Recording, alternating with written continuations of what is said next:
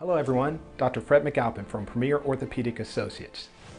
As a working parent of 3 student athletes, I know how challenging it can be to make every game in person for so many reasons these days. I wish that I had more of those special moments on video to share with our loved ones, near and far, for years to come.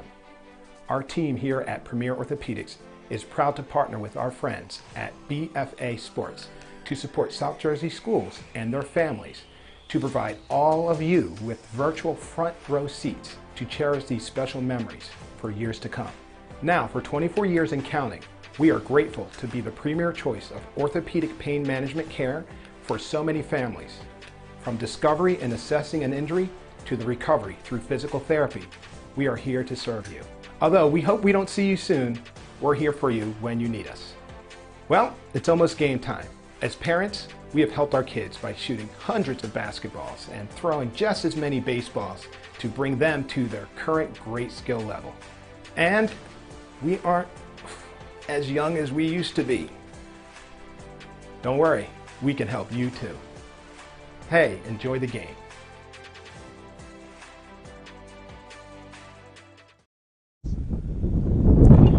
Hello and welcome to a blustery Chad Lavari Field in Richland, New Jersey for today's Diamond Classic quarterfinal for BFA Sports. Doug Stasic sitting alongside my brother of another, Steve Westcott.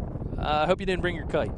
No, have a tough time up there with that one today. Wind blowing dead straight out the left, however. Could make for some fun here this afternoon. Well, certainly 2 of the top teams in South Jersey made it to the Elite 8, as we could call it, here at the Diamond Classic.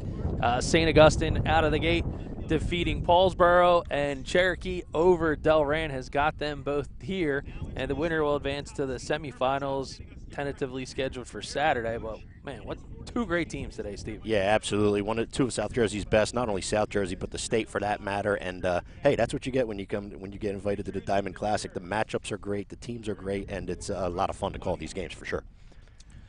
Well, the voice of the St. Augustine Hermits, Will Morris, introducing the teams and lineups, calling them both out to the field. First was Cherokee, and then was St. Augustine. And as he calls out the players, a couple of housekeeping announcements. So number one, the internet is remarkably slow out here, so we're very aware of it. You may see a little bit of lag in the stream, but rest assured we'll be recording this thing and posting it in its entirety in beautiful HD for your viewing pleasure on the big TV later on. But as they line up, let's take a look at the starting lineup for Cherokee. Okay, batting first will be number 2, second baseman Evan Brown. Batting second will be their catcher, number 24, Jason Schooley. Batting third is the shortstop, number 1, Dom Patrizzi. Batting fourth is the DH and pitcher, number 4, Jeremy Cheeseman. FDU commitment from there from Cheeseman. The right fielder batting fifth is number 9, Brandon Patrick. The center fielder is number 7, Brandon Prince. Batting seventh will be the left fielder, number 31, Leo Bluestein. Batting eighth will be third baseman number 5, Christian Park. And batting ninth will be the first baseman number 3, Dylan Cruz. And quite the lineup indeed. Evan Brown, a Naval Academy commit, and Don Patrizzi heading to Lehigh in his own right. And the starting lineup for the St. Augustine Hermits, the number 1 seed. Batting first will be number 6, the second baseman Ryan Taylor. Batting second is number 11, the right fielder Josiah Ragsdale. Batting third will be the shortstop number 2, Ryan Weingartner. Batting fourth is the left fielder number 21, Kyle Neary. Batting fifth is the center fielder number 12, Mason Dorsey. Batting sixth is the pitcher DH number 8, Marco Lavari. Seventh is the first baseman Cole Fry. Eighth is the third baseman number 10, Bryce Oliver. And ninth is the catcher number 1, Austin Sofring.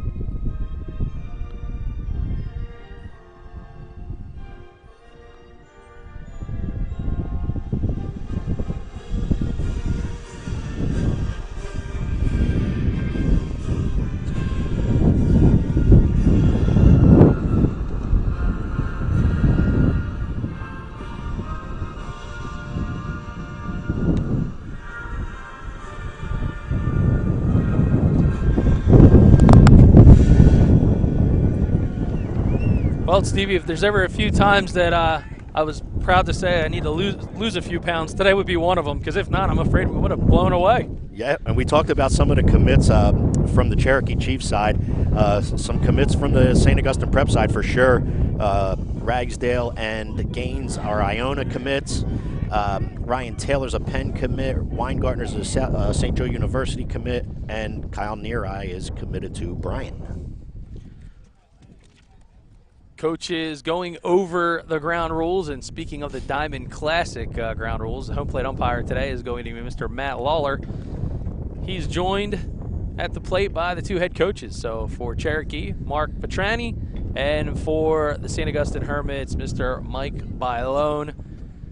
And again, Bailone, he was a little fired up when he got to the field today, especially coming off of that loss yesterday, the first of the season, to the Violent Fighting Clan. Yeah, if they stubbed their toe yesterday, and it was a really good effort by St. Augustine. However, Violent High came to play and was able to upset them here. However, the good thing is they get to come right back at it today, try to get that taste out of their mouth.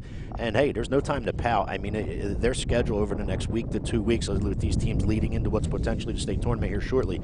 There's no time for whining and crying over a loss. You got to get right back at it and get that taste out of your mouth. Yeah, for Coach Petrani, the last we had saw them on a BFA broadcast was unbelievable battle against the Lenape tribe. Lenape had actually advanced in their win over Northern Burlington, so they're the first team that's already punched their ticket to the semifinal. But coming out of that game, Coach Petrani just said we had our opportunities. We couldn't get guys across the plate when we needed to do it most, and they gave extra outs, and that was something very uncharacteristic of a Cherokee defense. It really is, and both of these coaches know they've been doing this a long time, and their records speak for themselves. You can't give outs away. I mean, it's really good baseball in South Jersey. I don't care if you're Cherokee, Lenape, Shawnee, Gloucester State. They're all top high school baseball teams, and you just can't kick it around and give extra outs to really quality teams, because they're going to make you pay for it. And two top-notch pitchers, two of South Jersey's best, will go head-to-head. Cherokee's going to be with the bats first. They'll face Marco Lavari. He's thrown 2 no-hitters already in the 2022 campaign. Lavari already committed as a junior to Old Dominion. Yep, he's going to join his older brother Kenny there, and Marco Lavari is the king of the hill, let's say, since they're on the hill there at the pitcher's mound. He's the king of the hill for St. Augustine. He does a really good job out there, and he's as good as they come on the hill, that's for sure. He leads his team with 30 Ks, and as you said, has the 2 no-hitters, and he really knows what he's doing when it comes to being on the bump. Also knows what to do with swinging the bat, and that's something unique to today's pitching matchup. Lavari is, in fact, in the lineup for the Hermits.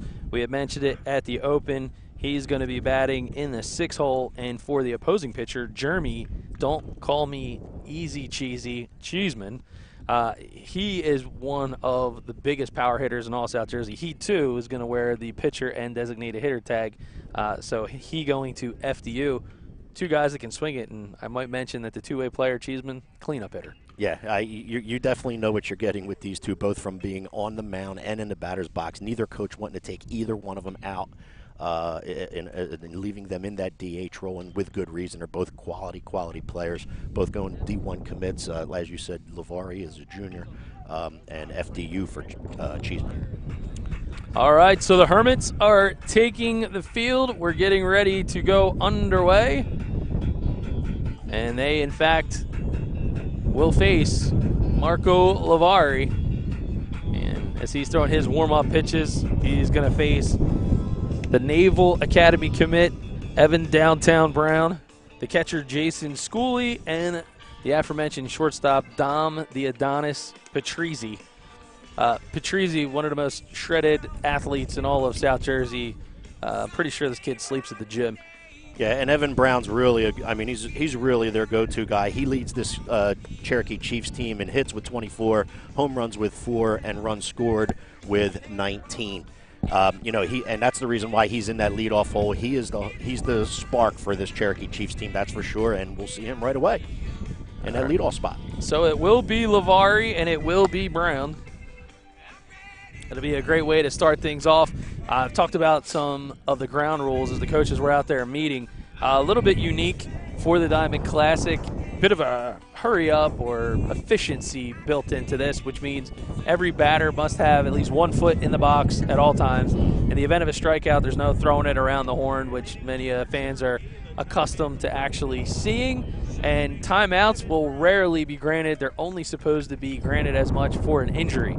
So you're going to see a lot of guys probably reach back and ask for time.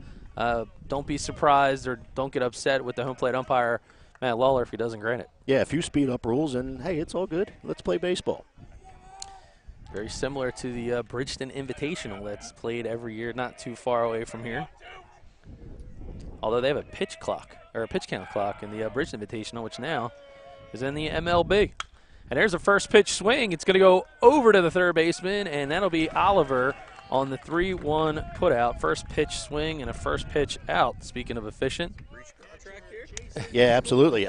Ground ball hit the Oliver at third. He takes one step up, fields the baseball cleanly, steps and throws across the diamond for out number 1. All right, so good contact there by Brown, but nonetheless, he is the first batter retired, and that'll bring up the catcher, Jason Schooley. First pitch from Lavari just misses out for a ball.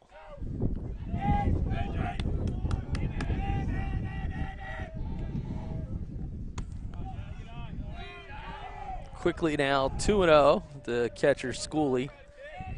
Schooley with that big frame in the left-handed batter's box. He just looks like a catcher, doesn't he, partner? When you picture catcher, you picture this right here. There's a hard-hit ball right at the first baseman. Keeping it in front, making the out will be Cole Fry. Yeah, good job by Fry. Had a lot of time there to field the ball, stay in front of it, and then able to beat Schooley to the bag for out number 2. Got to mention, though, 2 loud outs, 2 loudly hit baseballs. Hard to pick it up with this wind out here, but I can assure you. Yeah, both of those outs were hit sharply, as they say. There's Don Patrizzi, the starting shortstop, headed to Lehigh University. That pitch misses just off the outside corner. Want to thank the administration, St. Augustine. We're helping out our friends at Hermits Broadcasting. This game got put on the calendar a little bit late, as can happen here with the Diamond Classic, so happy to bring it to you. And bear with us, as, again, the internet's a bit slow out here in Richland, but we are digitally recording this thing, and we'll post it in its entirety. But we also have our friends joining us on Hermits Broadcasting, so a dual broadcast, D.B. Westcott. Yeah, there you go. The kids from the St. Augustine do a nice job with that Hermits Broadcasting system and their team, and they do a nice job, and we're glad we could be here today with them. All right. So a 2-out walk surrendered to Don Patrizzi will bring up the big swinging left-handed hitter but right-handed pitcher, Jeremy Cheeseman. Good job by Patrizzi, able to draw the walk, putting Cheeseman in getting his stick up here in the first inning.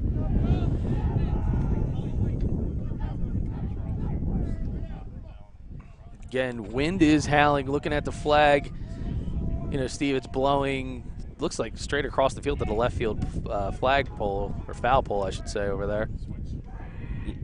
Yeah, you get something up in the air in the left field here, and it's going to be.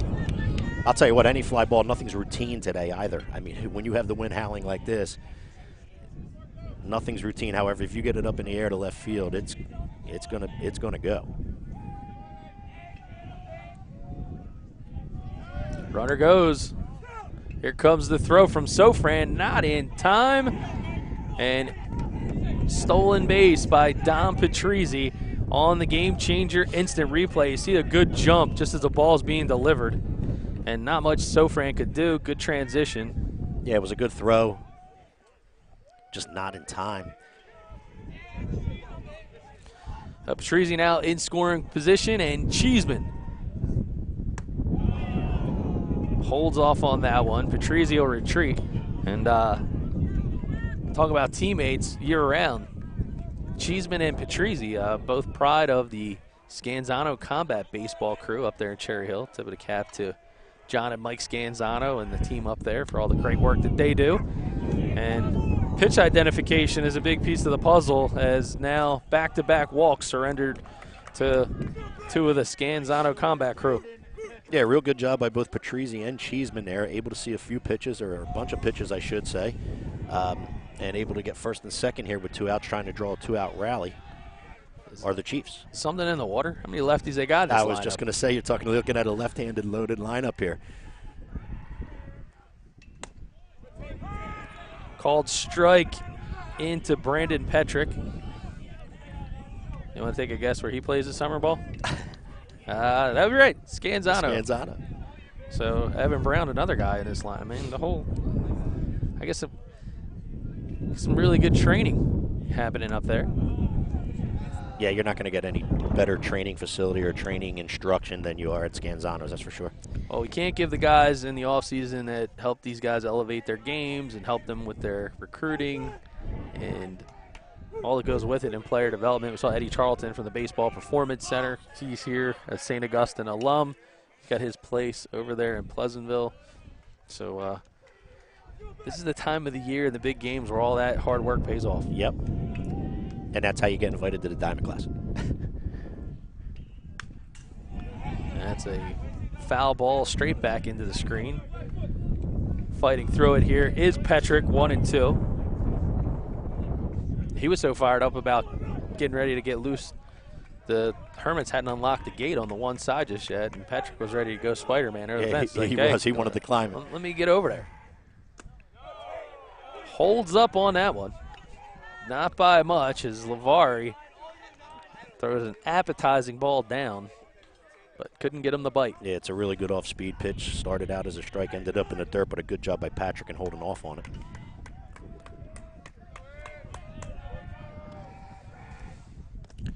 Swing and a miss. That base is occupied, but with 2 outs, you can still run, and that will end the frame.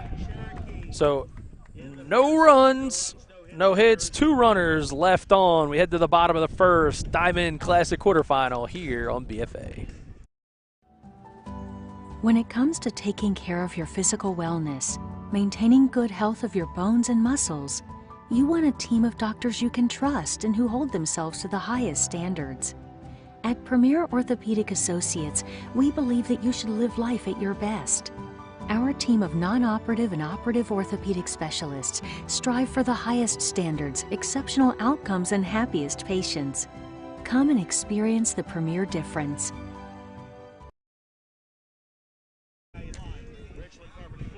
The 48th annual Joe Hartman Diamond Classic here on BFA Sports. Doug Stasic sitting behind home plate with my brother from another, Steve Westcott.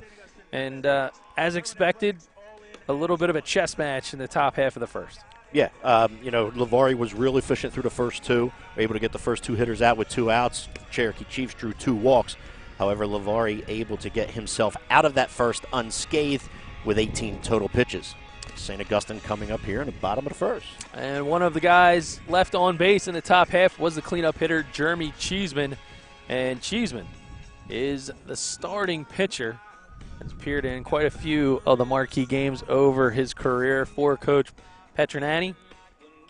And what we can expect to see from Cheeseman is a guy has high velo, throws the ball, sat 91 when I saw his last appearance versus Lenape. But he's got a good mixture, good fastball. His breaking ball has late bite to it. And his slider is something that very deceiving because he's got very similar release points in all of his pitches. Yeah, and as we talked about with Lavari, knowing what he's doing on the mound for sure, so does Cheeseman. I mean, he's got his stuff working. He, obviously leads his team being the #1 hit and their ace. He has 34 strikeouts on the year so far. So yeah, when he's got everything rolling and his pitch quality going, he's as good as there is out on the hill. University of Penn commit and the leadoff hitter Ryan Taylor. He steps in, and Taylor has had himself a couple of big baseball games this season, most notably and recently against Egg Harbor Township, where he had not 1 but 2 home runs, including a eventual game-winning grand slam. And and Cheeseman almost found his front hip with that one. Near Taylor able to get out of the way. Yeah, well, and listen, that's another part of Cheeseman's pitching repertoire is you don't get very comfortable sitting in the box against him. What's the saying for that? Effectively wild? Is it a little? Yeah, listen, the ball dances. I mean, that's really what happens. It runs up on the hands of a right-handed hitter. And another foul ball from Ryan Taylor. Taylor not bashful up there. Almost took the first one in a hit, but had good cuts at the second and third, fouling them both straight back.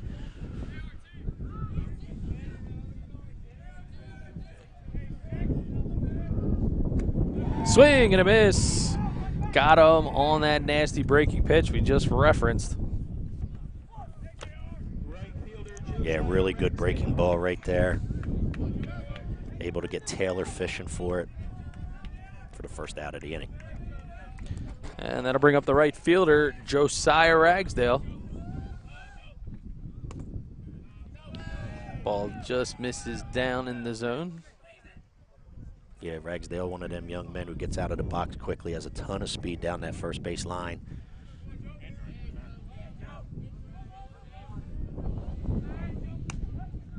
That ball misses away.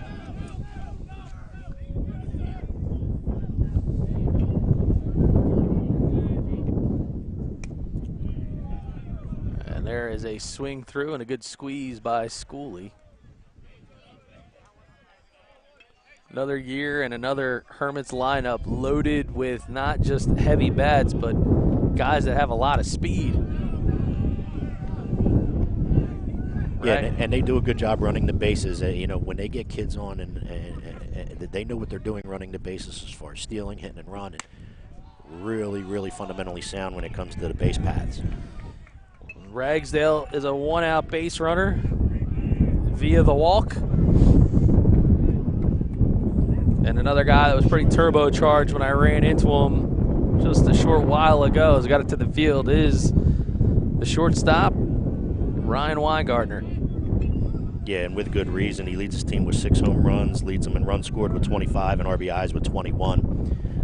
And that's the kind of guy you put right in that 3-hole, partner. Yeah, Weingartner, another guy, one of our last BFA broadcasts with St. Augustine, 2 home runs in that contest versus the Eagles of Egg Harbor Township. Runner goes. And Ragsdale is in there, and they're going to call him out on the slide. We'll get a chance to see it on the GameChanger instant replay. Yeah, he gets a really good jump, and we just mentioned when he was at the plate all that speed he has. Looks like he's initially safe there, but does he come off?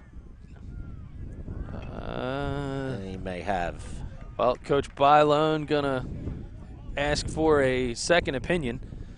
And if you're looking for opinions when it comes to your physical therapy or any of your orthopedic care needs, who better to turn to than our friends Dr. Dwyer and his team, Premier Orthopedics, POA, SNJ, 8 locations to serve you throughout southern New Jersey, including our brother from another, Al Fisher, who was there this morning. Hope he's okay. Well, Al got injured at the buffet line when we were in Florida. Yeah. Is that right? Yeah, I think he's got a little too much on his frame there, on the right knee. Freak injury. To my brother Al, I hope you're okay, my friend. Yeah, he told him to start lifting things in the gym and stop maybe lifting the spoon as frequently as he does. Well, I've been fortunate enough lately to follow through with a diet plan, so maybe I can help Coach Al out that way. Yeah, 100%. So Ryan Weingartner, he earns a walk. And after Ragsdale's caught stealing, he's at first with 2 outs. And Schooley gonna try to tutor his pitcher, Cheeseman, on how they're gonna pitch to Kyle Neary. Yeah, this is a good mound visit right here by Schooley. Going out, he was unfortunately Cheeseman walked Ragsdale. Now walks Weingartner. Just go out, settling down, and say, hey, you got 2 outs here. Let's see if we can get ourselves out of here. Yeah. Kyle Neary, the Bryant University commit, hitting in the cleanup spot today, as he's been all year long. One of the prolific hitters in all of South Jersey. Been that way since he came on the scene as a freshman here in Richland. Yeah, definitely. Runner goes again, and that one got a piece of Neary. So we mentioned it would be hard to fly a kite, but it seems to be hard to keep that ball in the zone today. Yeah, absolutely. I mean, he almost hit the leadoff hitter Taylor, if you remember, with the very first pitch of the game. And this, hit right there. He hit him square in the back. But I'll tell you what, when you're near eye and you have that frame he has, solid put together young man, and he's able to take the hit by pitch, and he makes his way to first, putting runners on first and second here. Center fielder Mason Dorsey. He's going to try to put a crooked number in the scoring column early in this one. So far, scoreless here at Chad Lavari Field. Dorsey, just one of the better athletes you'll find. You talk about a young man that claims center field and patrols center field. Nobody better than Mr. Dorsey, that's for sure. No, he made an absolute Sports Center top 10 catch at the St. Augustine's last game here. And Coach Mike Ney, one of the assistants on the staff, he can't speak enough about this young man. Yeah, and with good reason. And he's right in the middle of this lineup here in the 5-hole too. I mean, it goes to show you where they put him in this lineup and what they think of him at the plate, but in center field, he's really something special. They were talking to Coach Bailone about his tendency to want to be aggressive in big games, especially on the bases, and he was his commentary was tongue-in-cheek. He's like, well, if you can figure out a way I can steal first base today, just let me know. Because he knew what he was going to be up against Cheeseman, so he's got to be pretty happy to see a couple Hermits on the bases early. Absolutely. And I'll tell you what, unfortunately here, though, in the first inning, the stolen base might have got him in trouble because Ragsdale slides off the bag even though he was initially safe, or else the bases are loaded right now with only one down for St. Augustine. And he protects the runners as it looked as if they had the 2-out hit and run going. You see near eye retreat back to first. Weingartner back to second. Good job by Dorsey, just able to get a piece of that to keep his at-bat alive here.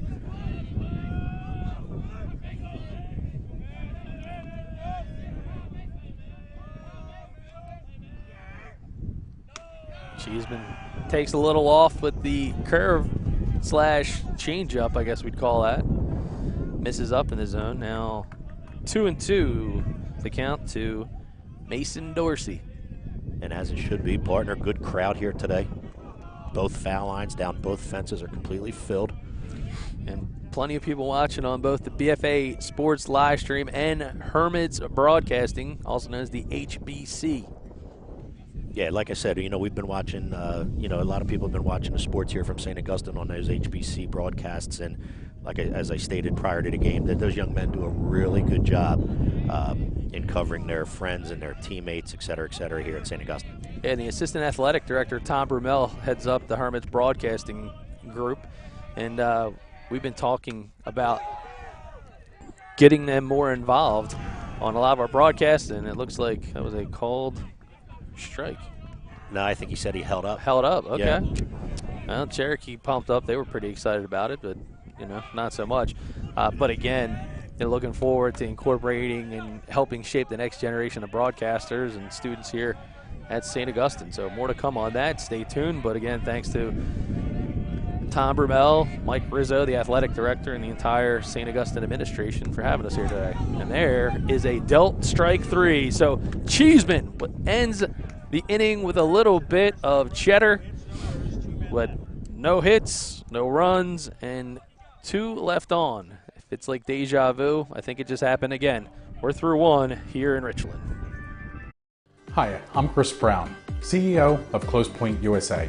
Today, we're in our Marlton office meeting our staff and our team that services our clients and our referral partners throughout the state of New Jersey.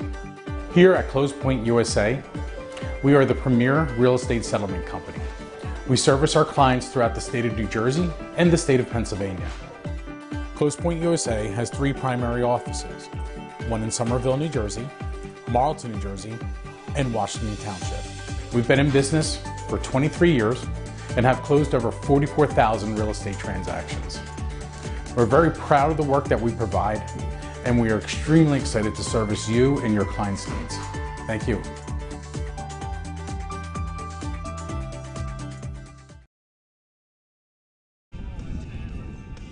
Top of the second, Marco Lavari back on the hill in a scoreless Diamond Classic quarterfinal here on BFA Sports. We thought, Steve Westcott, that we'd see a bit of a pitching, I guess, battle, and so far it's been that, albeit very patient batters. Yeah, absolutely. You have two high-quality pitchers on the hill. However, both of these lineups are filled with a lot of talent too. So that, although you have Lavari against Cheeseman, these lineups get rolling. They can score some runs as well. So we'll see how this plays out. Bluestein pops one straight up foul, and we had a delayed reaction of epic proportions as I realized we don't have a tent above our heads today. Yeah, we almost had to snag that one. Yeah. Almost. Ryan Schumacher, our producer, with the cat-like reflexes.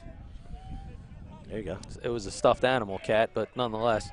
So we're in the top of the second here, right? And Brandon Prince, the center fielder, stepping in. It will be Prince, Bluestein, and Park.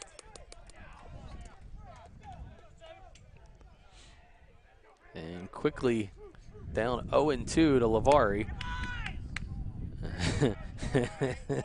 And the reaction from Prince was priceless, because I think he was glad he didn't get a free pass back to the dugout. Yeah, Lavari thought he had one too.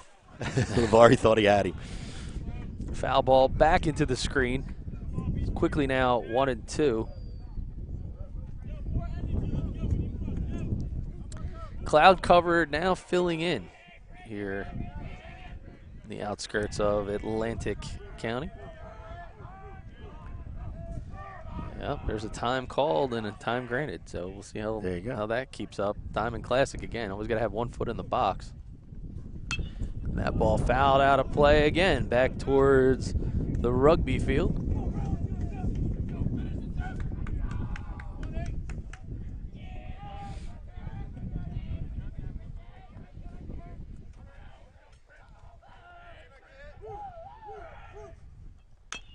That's a foul ball chopped in the box. Good job by Prince battling this at bat. Lavari threw a couple different pitches here to try to get him. Hasn't been able to do so. Hasn't been able to do so so far.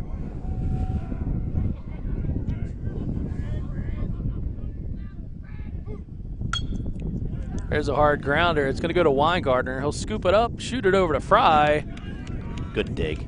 And that is a nice defensive combo there. 6-3 on the putout. Yeah, it was a really good ball. It was hit up the middle a little bit. Weingartner able to get over and get it. Wasn't sure if he was going to be able to have his throw across the diamond in time, but it was, and it was a good pick out of the dirt by Cole Fry. First baseman Leo Bluestein. There's a first pitch swing and a miss from the hand of Lavari. Again, we talked about this kind of hurry up type of setting and rule in the Diamond Classic. And that one is hit over to Oliver. He's going to go to first to Fry, and quickly 2 outs. Yeah, that one a little more tailor-made, I should say. Not a lot of drama to that one. Big high hop for Oliver to be able to step into it. Catch and throw for the second out of the second. Yeah, and our camera ops are very close to the action today, to the point as you would have thought that there was another position. That one goes up the middle. Weingartner going to show some range, but he can't get to it. 2 out, up the middle single for Christian Park. Placement's everything in that one, partner. That was a great first step by Weingartner, but nonetheless. Weingartner has a lot of range at that shortstop position. Just unable to get to that one. Good job with 2 outs by Christian Park.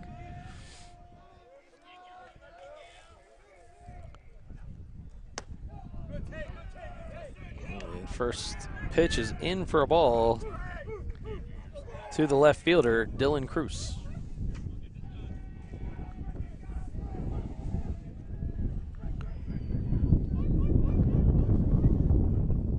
That ball is hit out to left field. It's going sky high. Near eye going to get underneath of it, and he'll make the 3rd out of the inning.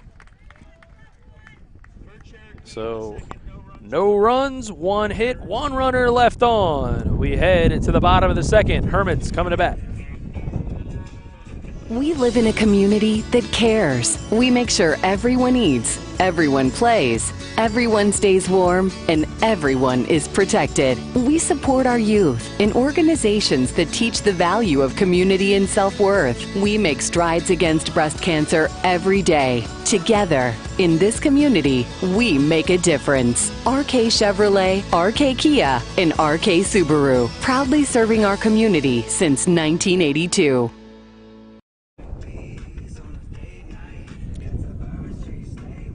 Back to Richland we go. A scoreless quarterfinals here in the Diamond Classic. Jeremy Cheeseman back on the hill. Relatively clean first inning. Couple of walks surrendered and helped out with a cannon behind the plate from his battery mate, Jason Schooling. Yep, pitch count got up there a little bit, but Cheeseman got what he wanted in regards to not giving up any runs there in the first.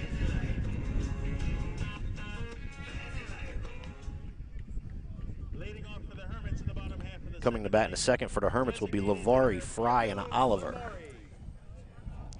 Marco Lavari wearing the pitcher/designated hitter tag, meaning that if he is lifted in the game, he will still remain in it as a batter.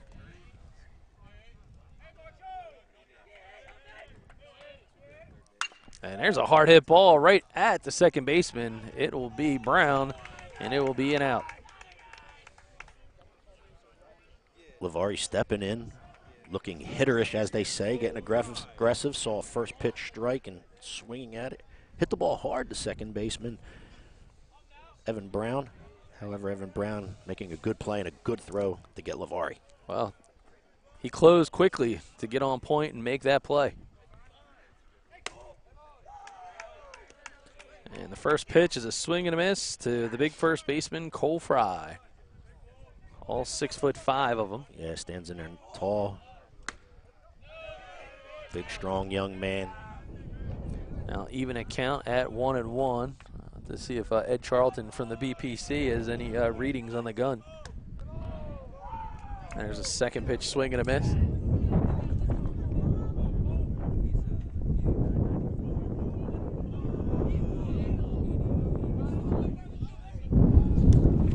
Swing and a miss, he struck him out. So 2 up, 2 down, courtesy of our friends Ed Charlton and the Baseball Performance Center. Baseball radar readings thus far, 88 to 93 has been the delta for the pitcher, Jeremy Cheeseman. And he now faces the third baseman in Oliver. That's a first pitch up and out of the zone. And for Lavari, Lavari has been sitting 88, 89. That ball fouled straight back into the screen. I'd like to thank Eddie for those numbers. Good information there. It's convenient to have guys that have stalker radar guns. That's it. I leave the house and struggle to not forget my keys. Imagine them always remembering to have that radar gun with you. I'm back in and out of the car in the house 2 or 3 times myself every morning, so.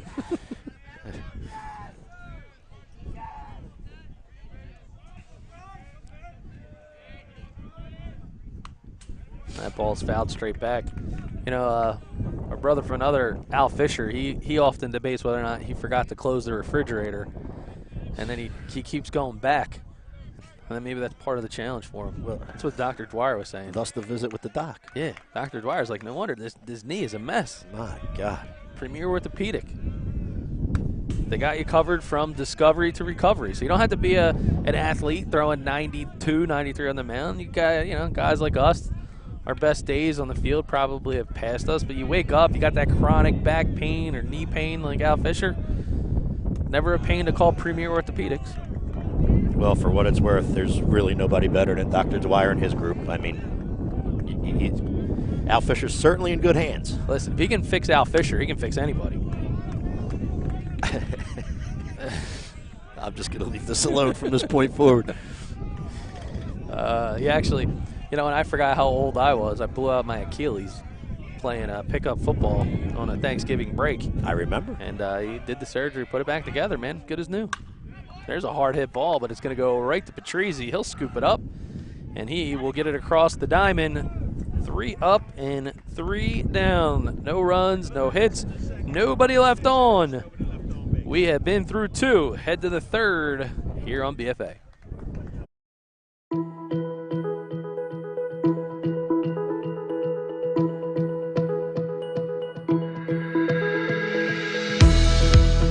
Hi, I'm Joe Bunning from Bunning Family Pharmacy. We're so proud to once again be able to bring the best in high school athletics to you.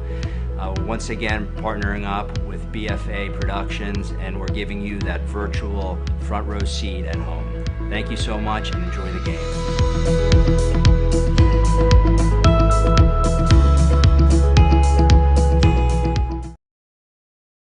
The 48th annual Joe Hartman Diamond Classic. It's the quarterfinals here on BFA Sports and simulcasting on Hermits Broadcasting. Doug Stasic along my partner, Steve Westcott. And Steve, a few balls have offered some base runners, but not many have been hit as far as going in as hits in the scorebook. Yeah, both Lavari and Cheeseman able to get through 2 innings here so far unscathed. And we talked about 2 quality pitchers on the mound so far. It's proven to be that way. Both Lavari and Cheeseman, again, certainly know what they're doing out there for sure. Back to the top of the lineup go the Chiefs. It'll be Brown, Schooley, and Patrizzi. And here is Evan Brown. Hard hit ball that was scooped up over at 3rd in his first at bat. And a first pitch offering from Lavari misses down for a ball. Good eye by Brown, but a really good pitch to start by Lavari right there.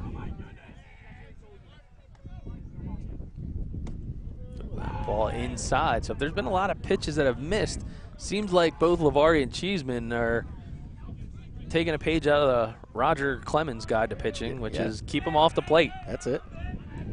Use the inside of the plate, use the inside corner if you can. Just set so many other pitches that you have up, and when you have 3 or 4 pitches like both Lavari and Cheeseman do, it really helps. So Brown showing off his prowess as a leadoff hitter. Bit of patience, worked himself down to a 3-0 count. Make that 3-1 as Lavari cashes in on the free scratch-off ticket.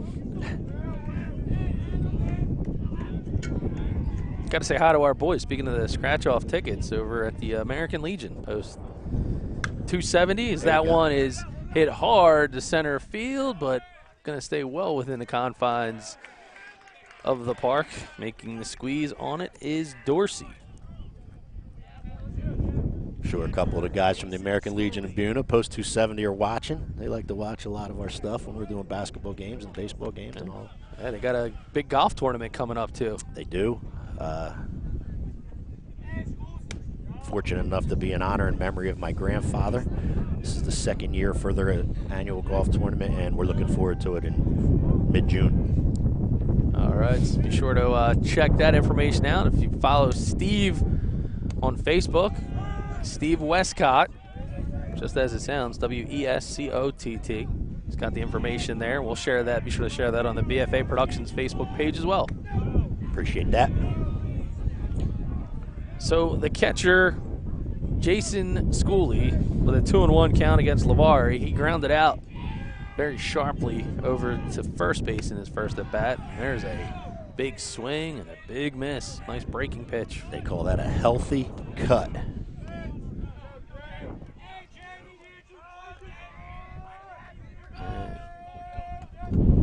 It is blustery. The sun has disappeared, replaced by cloud cover. I'm going to replace my shirt with a BFA hoodie as the batter's going to be replaced after Schooley strikes out on a big swing. 2 up and 2 down in the 3rd frame as Dom Patrizzi, who walked and stole a base in his first at-bat, takes the first pitch for a ball, and Lavari working at a pretty quick tempo. Yeah, he is, and you know, with the speed up rules that are in play in the Diamond Classic, it helps the pitchers in that regard. That last at bat, Marco Lavari really took advantage of Schooley's aggressiveness at the plate, getting him to go swinging through that off-speed pitch and able to get that strikeout. Foul ball straight back into the screen. Lavari winds and fires. And that ball is fouled out of play again. Dom Patrizzi. teammates. Call him the Adonis. If they don't, they will now. Holds back on that one. Asking for an appeal on the swing, but don't see that one happening. Yeah, I didn't think so that time either.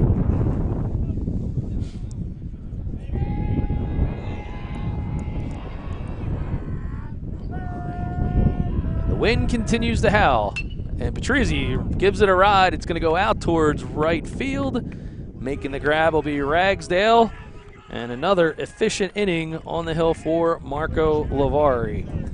3 up, 3 down, no runs, no hits, and of course, nobody left on. We are still scoreless here in Richland. We're here at the brand new RK Service Center. We've got to be super excited about all the things that are going on here at RK. We are. We're super excited. We've been waiting this for a long time. We're very proud of this facility. We are hiring new technicians, so we're offering a $1,500 sign-on bonus. You can check with our managers in terms of the details on that. But along with that, we offer healthcare, dental, eye, 401k with a match, and on it goes. No better place to look than right here at RK Auto Group. RKAutogroup.com, but individually for each manufacturer would be myrkchevy.com, myrkkia.com, and myrksubaru.com.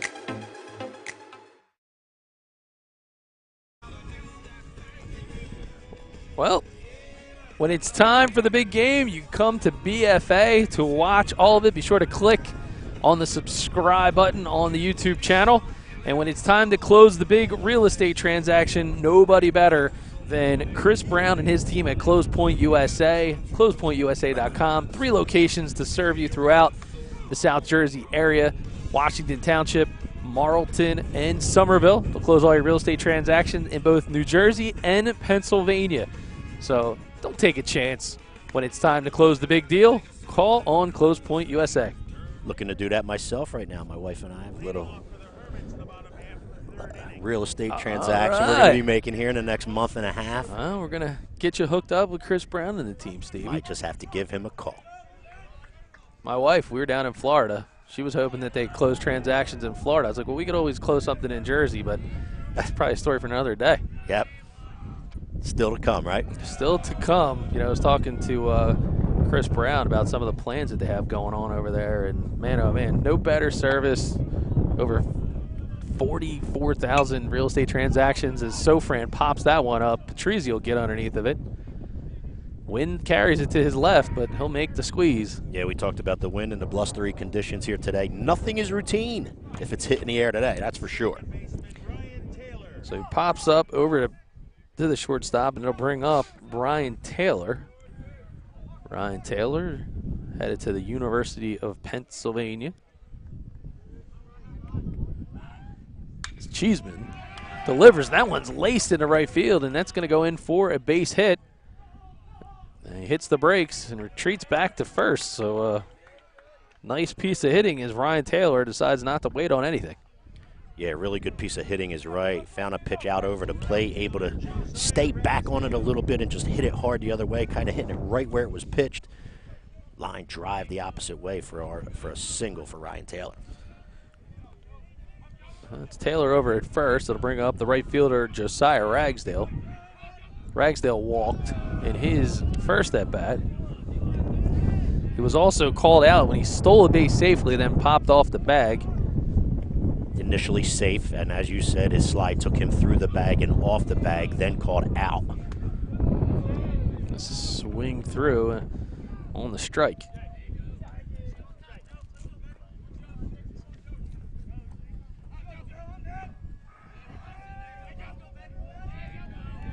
Coach Bylone really likes to be on BFA. Keeps getting caught up in on the camera angle over there. Rowan University's own Andrew Jersky. Not bold enough to tell Coach to move, I guess. I wouldn't be either. I don't know if I would be either. There's a called strike. young kid just trying to do his job. He's not going to pick a battle with the head coach of St. Augustine at his own his home field, that's for sure. You know what's got to be scarier than dealing with Coach Bailon as there's a pitch going back to the bag. Taylor in there with no problem. Scarier than the intimidation factor of a state championship coach year after year going deep into the playoffs like Bailon. The runner goes. Here comes the throw, and sliding in safely is Taylor. And it looks like they're going to call it a foul ball. I don't know. Home plate umpire stop play. And Taylor's headed back to first, so I'm going to guess that was a foul ball.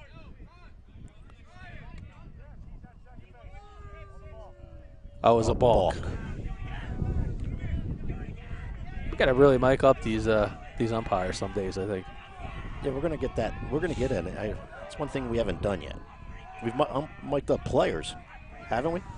We have mic'd up players. That's what I mean. In the South Jersey South Shore Baseball Summer League. Correct. Up and coming. We did mic up players for the All-Star experience there.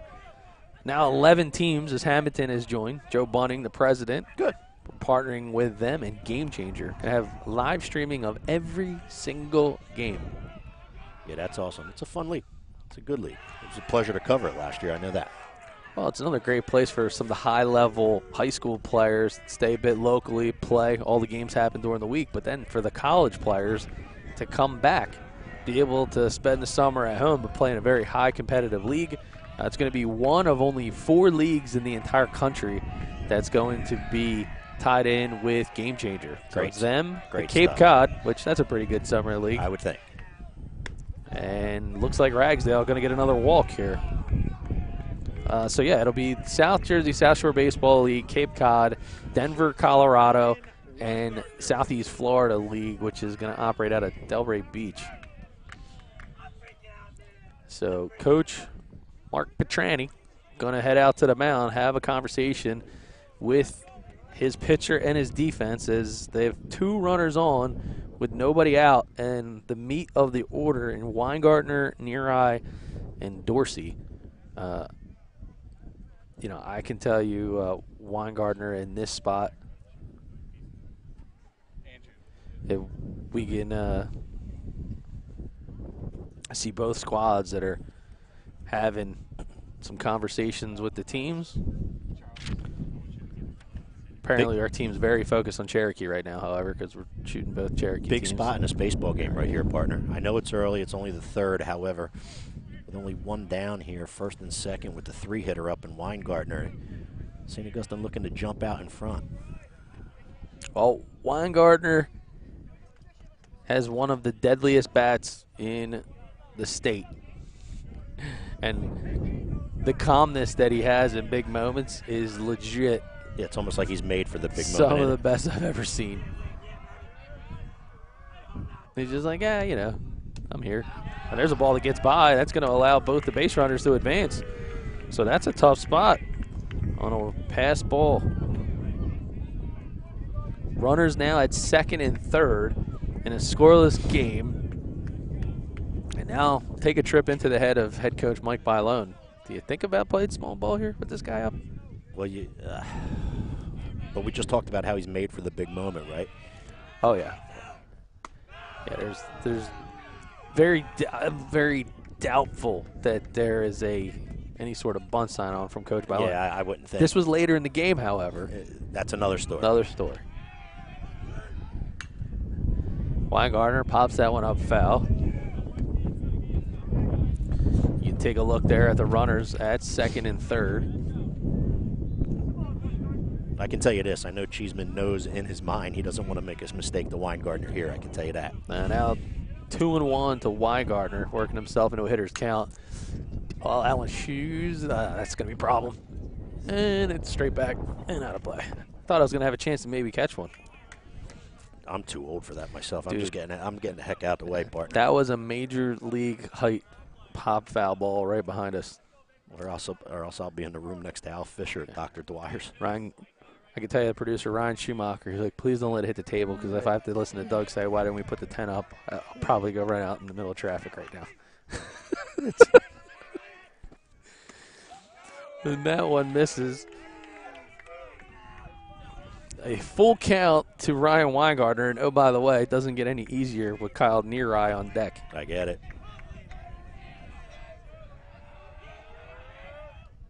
And he grounds one. It's going to go right to short. Going to come home with it. Here comes the slide, and they get him. A big-time heads-up play by the shortstop, Dom Patrizzi. You'll see it on the GameChanger instant replay. And that is just a good lane block by Schooley. Yeah, we talked about the play Patrizzi made. How about the block of home plate by Schooley? Really assisted in that play right there, and able to, because he blocked the plate, able to get the tag down. It's a big play in that inning. Instead of first and third with a run in, now there's 2 down and only a guy on third, which is Ragsdale. So Taylor out at home. It'll let Ragsdale move up to third. We got runners at the corners with Kyle Neary taking a first pitch strike from the hand of Jeremy Cheeseman. Man, talk about keeping your cool. Yeah. Don Patrizzi. Yeah. Woo. Proud Papa Mario's got to be around here somewhere. That ball misses upstairs. Got himself into the hole because he was off balance, able to use this grass and the skip of the throw in order to get the Schooley. Yeah, and listen, even Schooley, just to keep himself calm. Because I don't think most people can really imagine what's that like to have a guy with 6'5" speed barreling down on you. Absolutely. In a scoreless game. I mean, you talk about being made for the moment. We were discussing that or talking about that when it came to Weingartner, but Patrizzi and Schooley right there showing they're made for the moment as well. Big-time play. Runner goes. That ball is lifted That's out crushed. into left field, going back to the wall and making a big-time out. So Cruz able to keep it in the park, and Cheeseman just absolutely finds a way to melt the threat. Dare I say, it ain't easy. It's a really nice play cheesy. by Bluestein. Oh, man, that's able to get himself back to the track. So way back he goes, keeping his cool. I'm sorry, I meant to say Cruz. I apologize. And that will end the threat. So the Hermits leave 2 runners on, had an opportunity, but they couldn't make it happen as we head to the 4th. It's still scoreless. You're watching the quarterfinals on the Diamond Classic. It's a perfect day for baseball and the perfect time to call our friends at Perfect Turf to get your yard in championship season form. That's right, Josh Walters and his team, the official landscapers of BFA Sports, are waiting for your call to tell you all about their spring mulch specials. So don't run out and grab those bags. Grab the phone, call Josh and his team. They'll swing for the fences and make your yard look like the MVP.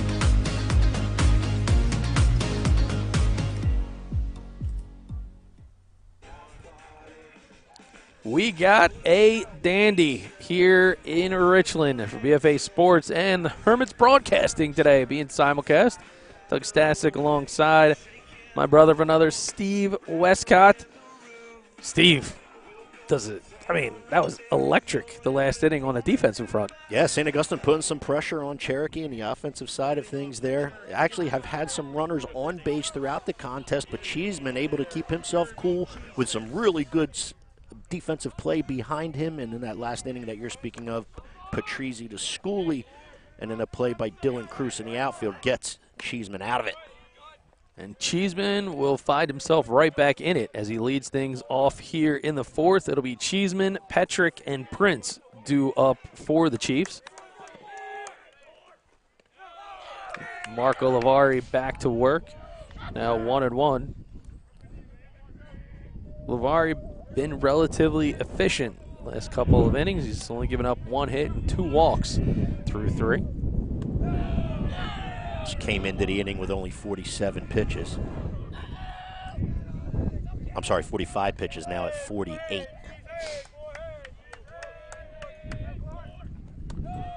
And that ball will miss again. So Lavari has retired 6 of the last 7 that he's faced.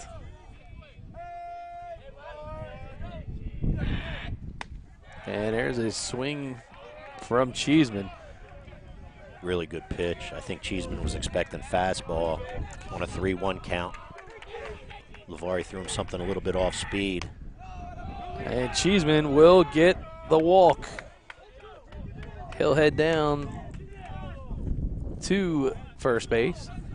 And if we can get a shot of the flag, we can kind of show you. It's going to be a challenge today, Steve. It's going to be a challenge because that flag is blowing directly in the face of the big left-handed hitters. And there's a lot of lefties in both of these lineups today. Yep. Cherokee's filled with them. And there's one that skies right to center field, almost on cue. Making the step back is Dorsey. And you can see the wind is almost like a fourth outfielder. Absolutely. As stated earlier, nothing routine. If it's up in the air, you run them all out, as you should every time, but run them all out today for sure. Brandon Prince, the center fielder, he grounded out to first. I'm sorry, he grounded out to short back in the second inning. He's aboard in the batter's box with one runner on and one out. Wow, what a play. That was a 40-foot breaking pitch, and Sofran doing a little JT Real Muto back there. Giving himself up, able to keep everything right there, not allowing Cheeseman to advance to second. Really good play right there by Sofran, not allowing a runner to get in scoring position for the Chiefs.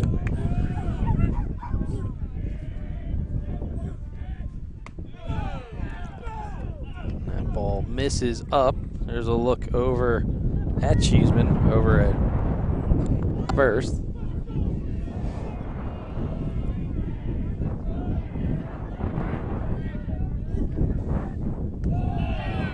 Ball misses down. The wind seems to be absolutely insane for the last couple days here in South Jersey. Yeah, playing a part in every aspect of this one, that's for sure. You know, it's funny. That's why I think we might see small. I mean, it's a tight game regardless, but I think small ball may factor into it because these are two power-hitting teams with a lot of lefties, and the wind is blowing straight in from right field. Yep. Now 3-1 to Prince. And he'll take an inside pitch. And he'll head over to first. And now we'll cue a mound visit from pitching coach Billy Chalari. Billy Chalari was a heck of a player here at St. Augustine. Yeah, nasty pitcher. Yeah. And moved on to pitch down at Duke for the Blue Devils. Correct. Looking to go out and settle Lavari down right here. And Lavari, another kid, has pitched in many a big spots. Yep. Ice in his veins. Yeah. Even on the hottest of days. Not much is going to come present itself in this contest that Lavari hasn't been through or not going to be ready for, that's for sure. Let's see what happens here with the at-bat by Bluestein. That's a first pitch foul ball.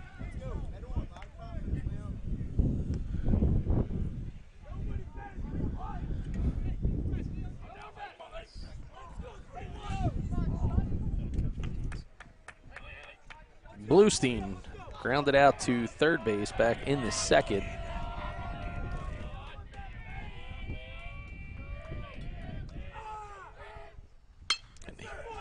Peppers one left field side. They're going to wave him around. Here comes the throw. And Cheeseman, he's going to score. Real good piece of hitting. Got an inside pitch.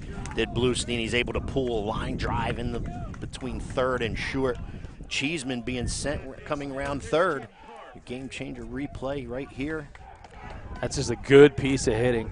And that was a good pitch. I mean, Lavari couldn't have put it in any better place. That was a breaking pitch low and away. And he's able to convert. So the Chiefs on the board first here in the 48th annual Joe Hartman Diamond Classic.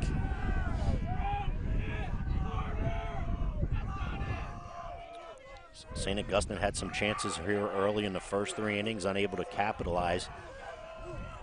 Chiefs now threatening, have 1 in and threatening still here in the 4th. And a big swing there by Christian Park.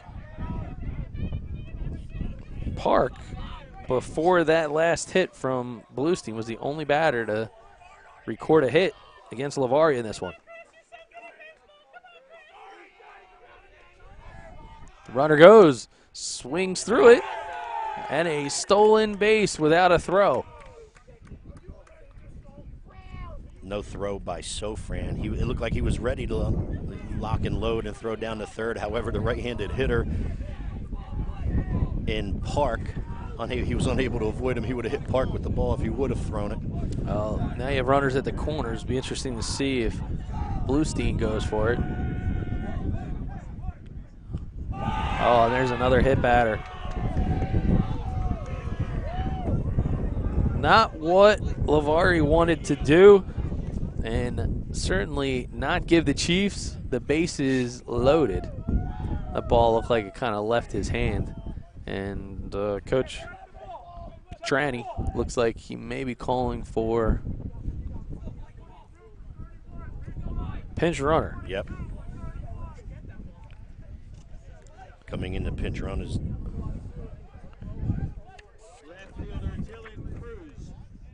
Michael Matthews is our pinch runner over there at second base. So I guess he's looking for a little bit of extra speed should the ball get into the outfield, and he's going to go to Matthews to try to do that.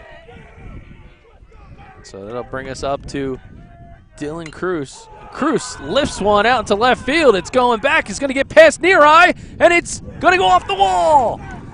1 run will score. 2 run will score. And into third base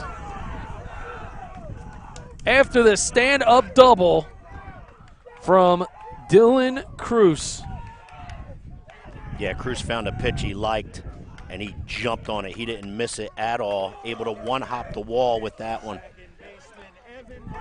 You know, we talked about the wind, and you got to think that the Hermits outfielders were in a bit more than they normally would be.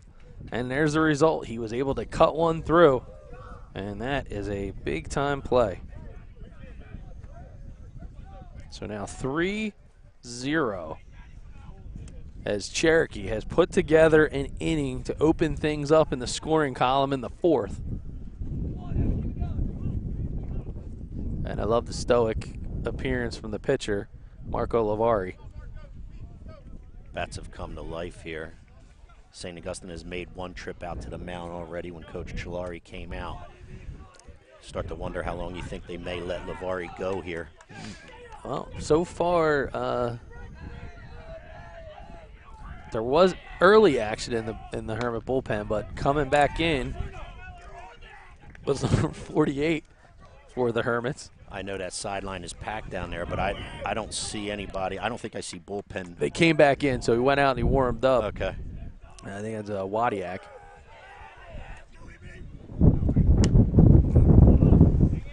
That ball's fouled out of play, or is it? Comes back in play.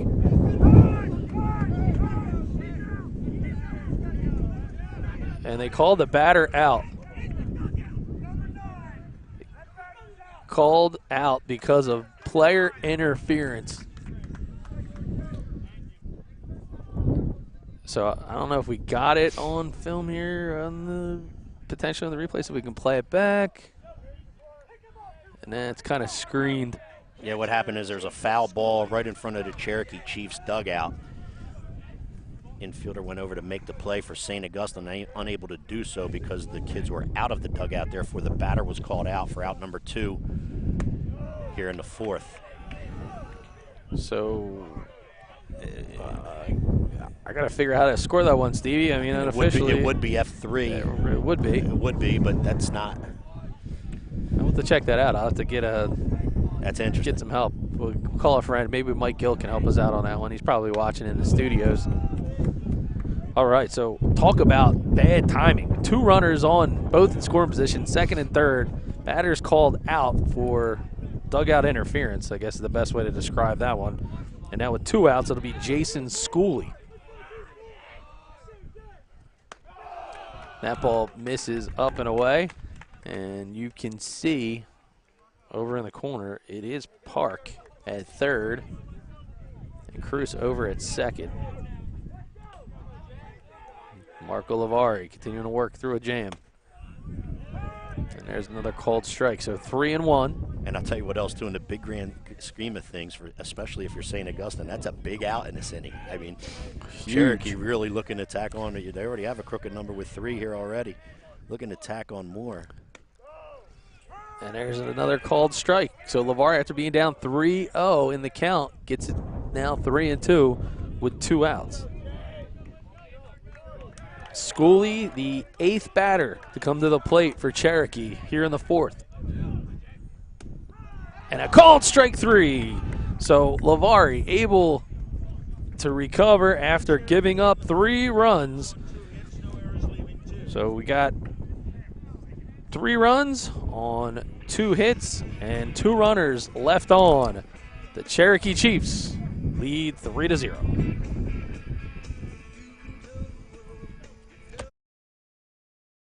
Hi, I'm Chris Brown, CEO of Close Point USA. Today, we're in our Marlton office meeting our staff and our team that services our clients and our referral partners throughout the state of New Jersey. Here at Close Point USA, we are the premier real estate settlement company. We service our clients throughout the state of New Jersey and the state of Pennsylvania. Close Point USA has 3 primary offices, one in Somerville, New Jersey, Marlton, New Jersey, and Washington Township. We've been in business for 23 years and have closed over 44,000 real estate transactions. We're very proud of the work that we provide, and we are extremely excited to service you and your clients' needs. Thank you.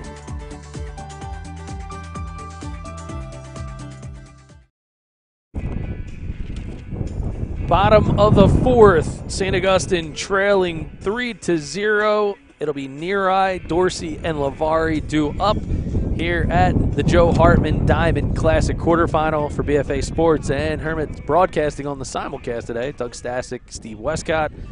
Quickly, some Diamond Classic scoring updates. Gloucester Catholic leads Egg Harbor Township 5-0, and Kingsway leads Shawnee 1-0. Okay. So stay tuned and be sure to follow our buddy Josh Friedman at the Courier Post on Twitter at jfriedman57 for more scoring updates from Gloucester Catholic. Started things off.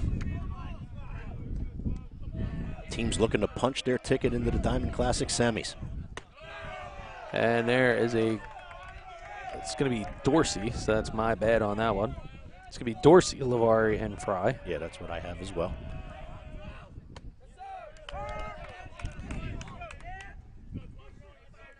And it's 2-1, the count to Dorsey.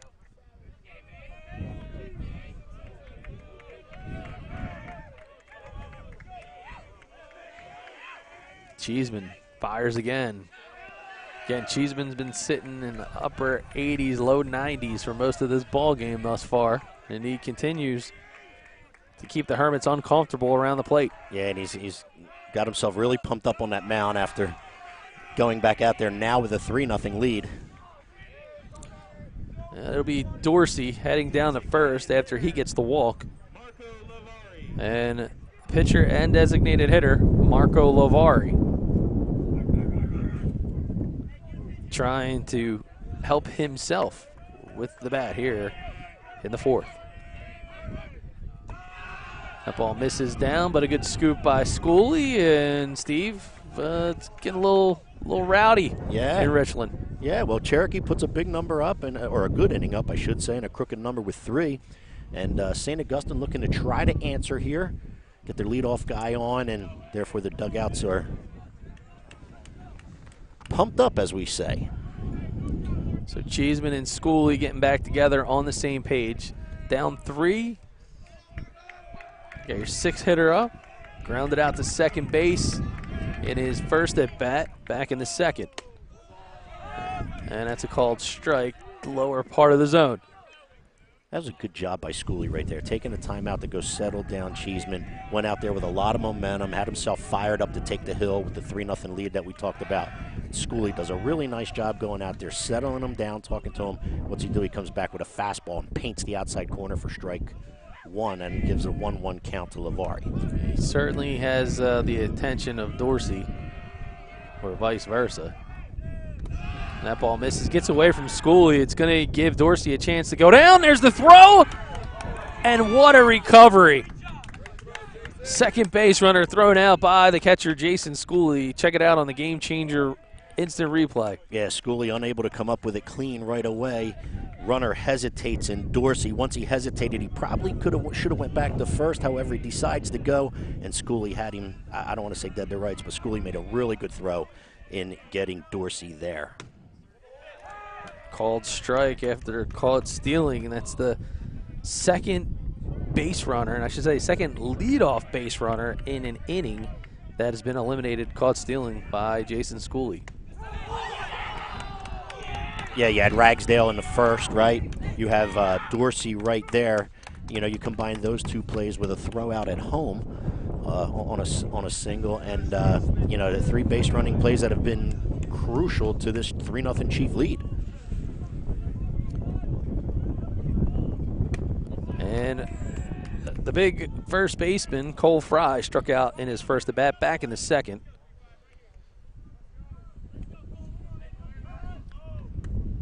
That ball misses down.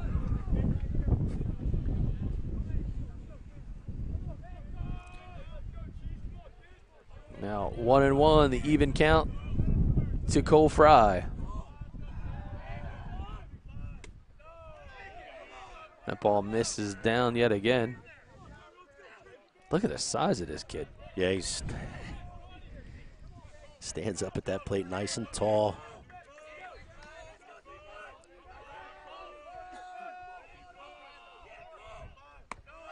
That ball misses down.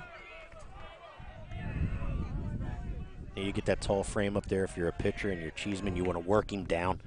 You know, you got the meat of the order. You like to keep balls down at the knees, if not lower anyway, but especially when you have that 6'5" frame.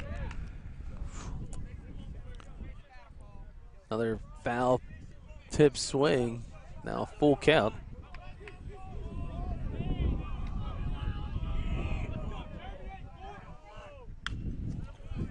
That ball fouled out of play. Cheeseman continues to work. That ball got up in the zone. Fry able to get the bat on it.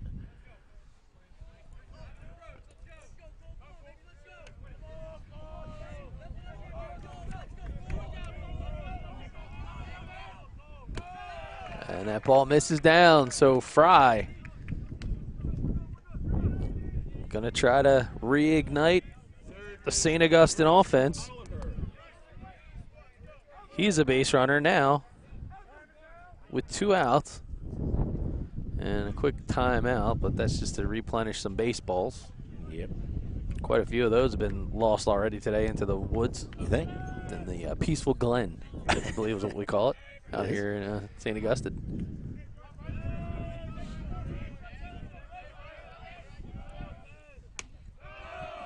Bryce Oliver steps in for St. Augustine. Oliver 0 for 1 on the afternoon. Grounded out to short back in the second.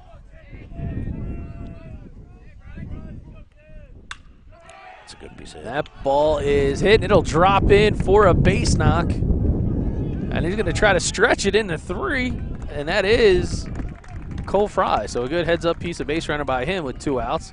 Oliver goes in the books with a single, and Fry over to third.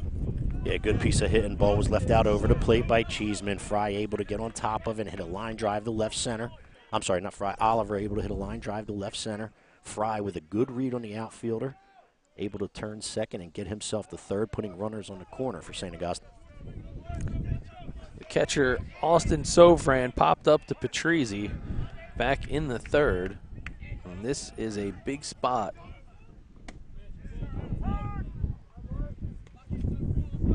for the Hermits. Had a couple runners washed off the bases over at second base early, and now with a chance to do some damage themselves. And that now is quickly 0-2 to the catcher, Austin Sofran. Two really good pitches by Cheeseman. The first one he paints the outside corner. Second one he puts right down at the knees. It's a pitcher's pitch. Catches the bottom of the strike zone. 0-2 count to Sofran. Fights it foul. Goes straight back off the screen. They say when you foul it straight back, you're on it, right? Just yeah, you got your timing down. Right. Just barely missed it. And again, you're not talking about the average high school fastball here. I mean, Cheeseman consistently 90, 91. There's a called strike 3. Drops it. Going to have to throw it down. And that will record the out. So almost the best way to describe the chance there for the Hermits. But with one hit, no runs were scored, and 2 runners left on base. We head to the 5th.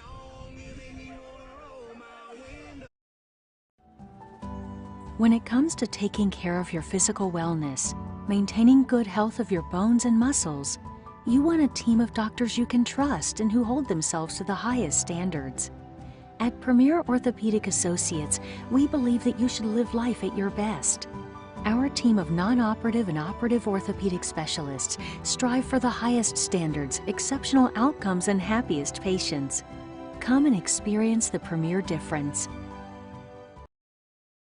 Andrew Gaines. Andrew Gaines, the new pitcher on the hill. He was the one warming up an inning or so ago when we had made mention of, we saw somebody briefly in the bullpen, then come back in. It is Gaines. And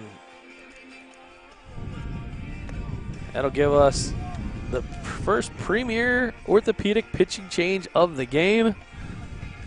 When it's time to change up your plan, go from discovery to recovery through diagnosis and physical therapy.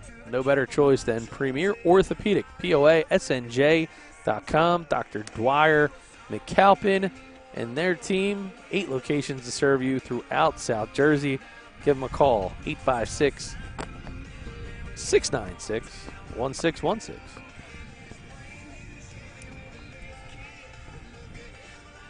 Cherokee 3 in the 4th. Coming up here in the top of the 5th. Winning 3-0.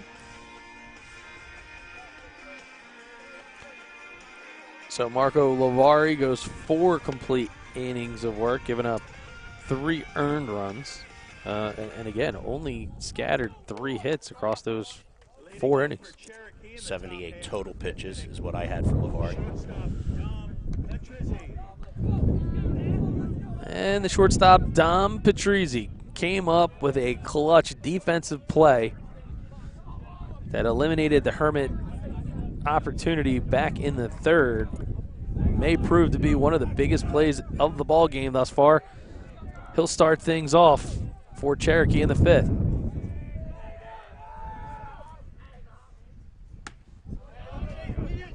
High fastball by Gaines. Patrizzi swings through. Expected to have Patrizzi, Cheeseman, and Petrick. As that ball misses up out of the zone, evens the count at 1-1.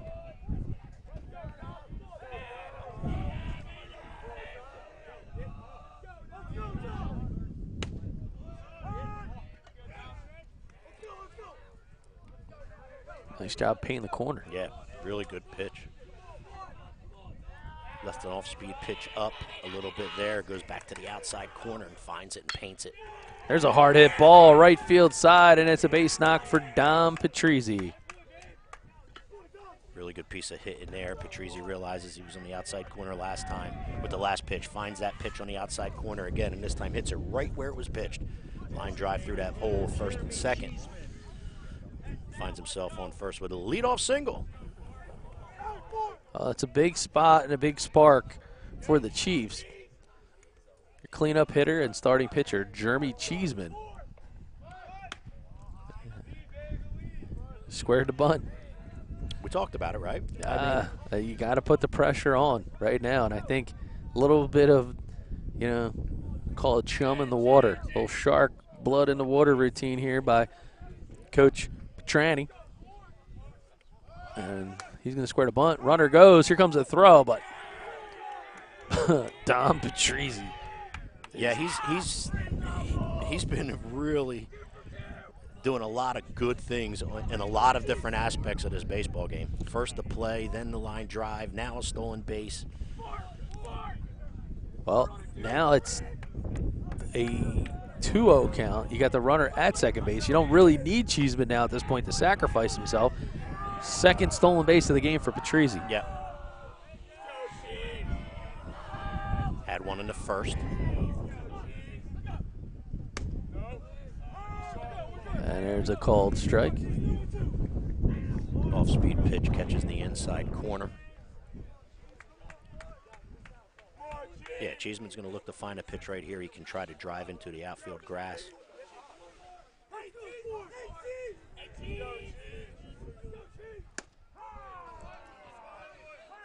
And there is a called third strike against Cheeseman. Cheeseman jumped back a little bit like he thought it was inside. Home plate umpire says, no, it catches the inside corner. Cheeseman goes down looking. Nice work by the relief pitcher in Gaines. Now he's going to face another lefty, and that's Brandon Petrick. Cherokee Chief lineup loaded with lefties. Yeah, Petrick flew out to center field in his last at-bat. 0 for 2 on the afternoon as he fouls off pitch number 1. Not exactly a perfect weather day, but it is the perfect time to call our friends at Perfect Turf Landscaping. There you go. That's right. Josh Walters and his team, a St. Augustine alum and an assistant coach at Egg Harbor Township. He and his team, Perfect Turf Landscaping, serving Atlantic, Gloucester, Cumberland, and Salem counties, even up in Camden if you need them to be there. Spring mulch special. Don't miss out. Be sure to give them a call. Josh Walters, one of those young men that we watched grow up, right? I mean, oh, yeah. Good young man.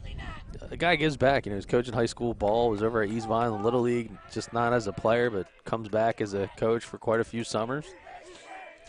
Good for him. Good young man. He did the mulching in my yard.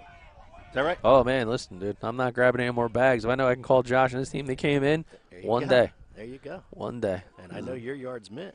Yeah. I sent my wife out and said, hey, I'm going to take care of the yard today. Come back later on today. She looked at me like I was crazy, came back. Yard was beautiful. She's like, you didn't do this. I was like, no, I didn't. Can't say enough there, man. You were putting the lineups in for Diamond Classic. Are you kidding? Yeah. 3-1 is the count now to Brandon Petrick.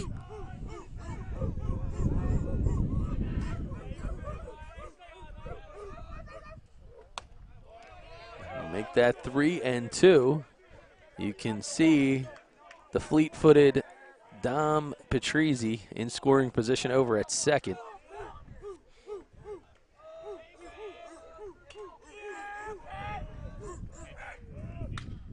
And there's a ball. Hits out to left field. It's in foul territory. Going back is Oliver.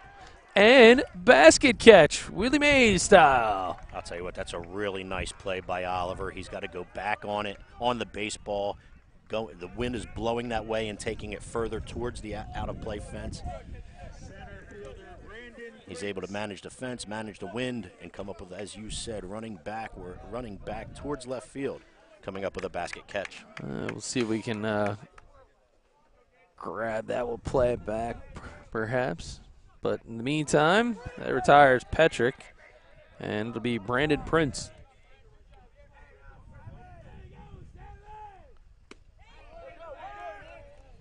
That's first pitch called strike. Prince walked, stole a base, and scored a run in his last appearance back in the fourth. And now a quick timeout is called.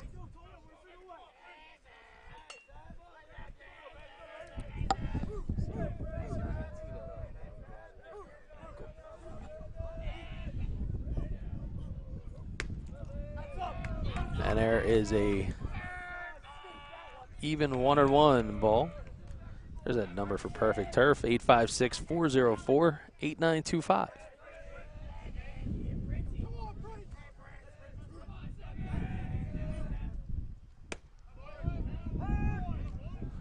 a called strike. Now 1-2. Good pitch right there by Gaines. Off-speed pitch was up and in, and he paints the outside corner with a fastball right after that.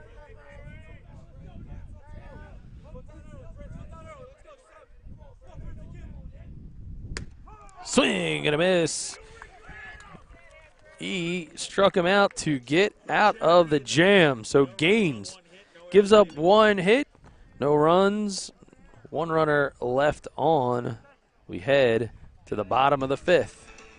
As you watch the web gem from Oliver as he goes back and catches it over the shoulder. I'm not sure if he's an NFL draft prospect, but that's a pretty nice over the shoulder catch right there. It's a really nice play by Oliver, it's for sure.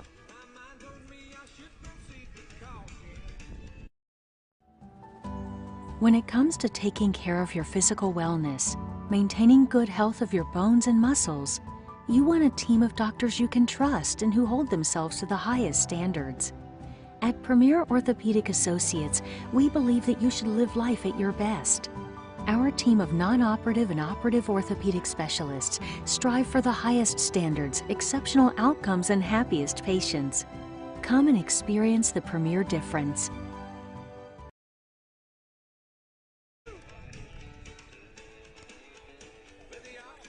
Back to work goes Cheeseman. He has been the horsepower that the Chiefs have needed on the mound. And if you happen to be in the market looking for some more horsepower, you want to trade in one of your vehicles, go visit our friends RK Chevrolet, Kia, and Subaru. RKAutogroup.com. Jim G and the team right over there on North Delsea Drive.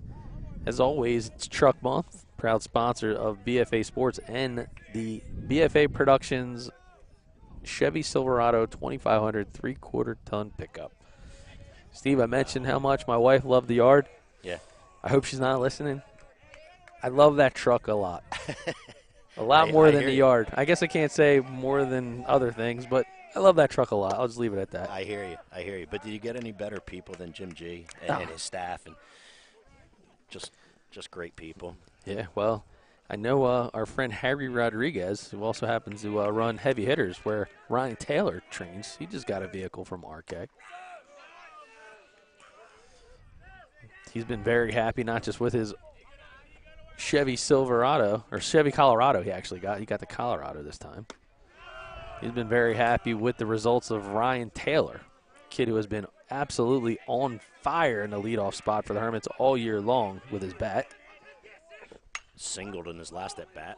That ball's popped up sky high. Charging in is Evan Brown. He's going to call off Cheeseman and make the play. I wasn't sure if he was going to catch the ball or maybe throw a pitch from the mound. He went all the way to the mound. Good job right there in communication from the Cherokee Chiefs.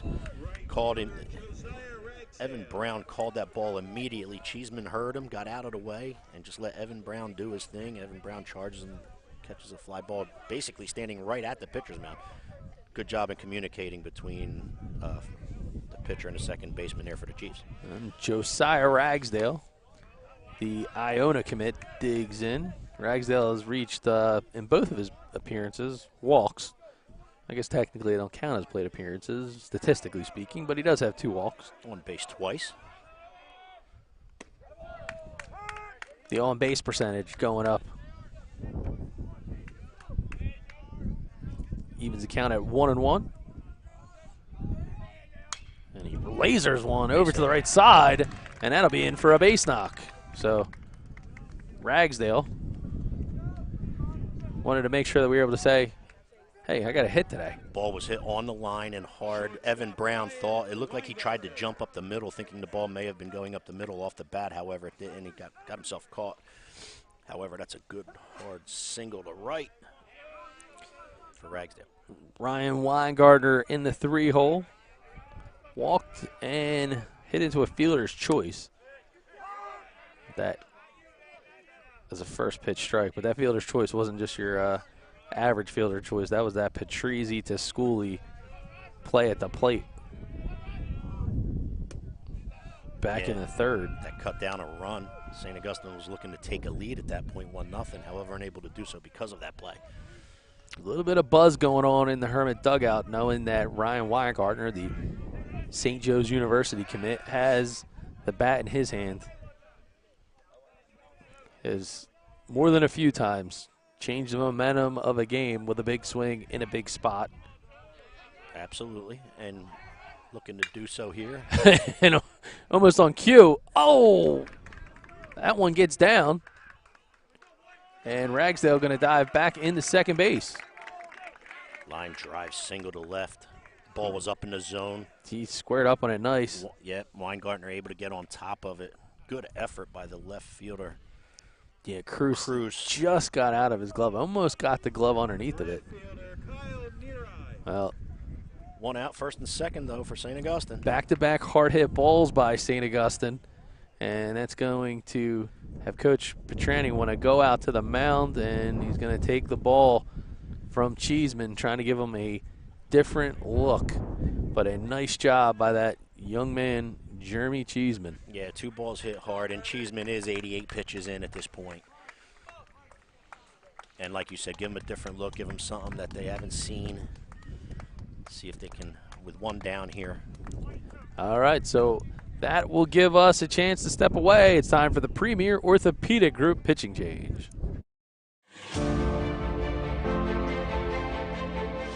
Hi, I'm Dr. Fred McAlpin from Premier Orthopedic Associates of Southern New Jersey, here to give you some tips on your pitcher and how we can reduce injuries. Pitchers tend to have injuries to their shoulder as well as their elbow. This can involve injuring some of the structures called the labrum or the rotator cuff. We can reduce those injuries before they even hit the field. The core is one of those key structures that reduces injuries through the shoulder and the elbow. By doing things such as planks, sit-ups, you can improve the strength of your core and reduce the stress that goes through the shoulder. The other thing, pitch counts. Make sure your athlete is being controlled with their pitch counts. It's one of the main ways in which they can have shoulder and elbow injuries. Keep on top of that and make sure they're abiding by it. Whether it be practice or playing on multiple teams, those pitch counts can add up and lead to injuries to the shoulder and to the elbow. And finally, make sure that shoulder stays warmed up. If you're sitting, you want to still keep warm.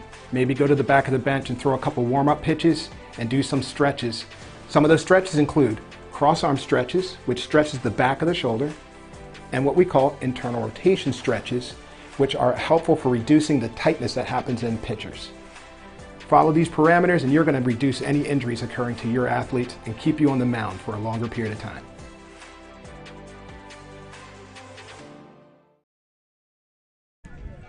Cherokee will give way to the southpaw, Shane Sachs.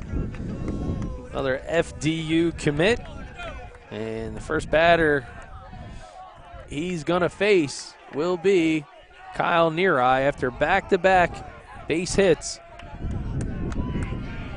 to spark the excitement for the Hermits. And their runner goes, and there's a cut throw to third, and he's safe. So the speed of Ragsdale and Weingartner, the double steal on the first pitch. They go on first movement, Steve. Yeah, Coach Bylone and St. Augustine, they just know what they know what they need to do in order to score runs, and that's be aggressive on the base paths. Sachs comes in the very first pitch he throws. He's got double steals from Weingartner and Ragsdale, and St. Augustine now has runners on second and third with only 1 down. Fires the near eye, breaking pitch. That one misses outside. Near eye, 0 for 1, is hit by a pitch in his last appearance. I'm sorry, it's hit by a pitch back in the first. That ball misses, and it's getting a little chippy. Yep, St. Augustine, a lot of noise coming out outside of the dugout, and again, you got to be careful with near eye. Still blustery wind blowing across the field right to left. Tough on a left-handed hitter for sure. Not much more favorable even for a power-hitting righty like Kyle Neary. Sachs delivers again, and he walks it. Don't look now, Steve Westcott. Yep. The bases are loaded. But we talked about the high-power offense that both of these teams have with the lineups that they have and the players in them. And, both these teams are capable of putting runs up on the board at any time from any part of their lineups. Center fielder Mason Dorsey walked back in the fourth. Struck out back in the first. And he takes the first pitch strike from Shane Sachs. And taking a look at the defense here, you can see the corners playing up for Cherokee. There's a good pitch, but not getting the call that time is Sachs. Yeah, middle infielders are midway, up in the corners. Ball hit to the middle of the field. They're going to be looking to turn two. Ball hit to the corners. They're going to be looking to cut a run down at the plate. Quick meeting of the minds between Sachs and Schooley. Cherokee evaded a similar situation with threatening runners back in the third on a big-time play from Patrizzi to Schooley at the plate.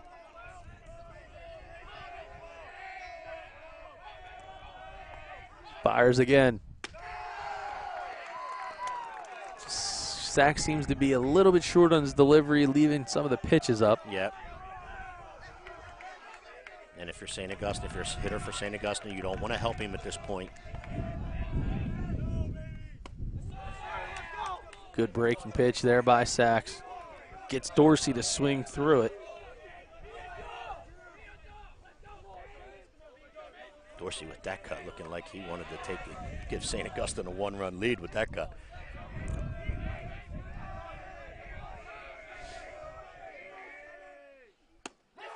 Called strike three, so big time pitch by Shane Sachs. And Schooley knew it. Schooley, it was a good pitch by Sachs. Game changer replay right here. That's right where catcher Schooley wanted it, and Sachs delivered for the second out of the inning. Marco Lavari staying in the game as the designated hitter. He's hitting for Gaines. Marco tried to tattoo one and put a chip into this lead, and a little bit of chippiness from the Hermits dugout with the Diamond Classics, which was limited with the timeouts being called. So Schooley, seasoned veteran move, getting himself some time. Yep. Right now you can hear the Hermit coaching staff encouraging them to just put the ball in play. Put the ball in play, make them make plays. Yeah, and that's what I mentioned about the cut by Dorsey just a minute ago. There goes Sachs. He steps off the mound. Trying to get on the same page.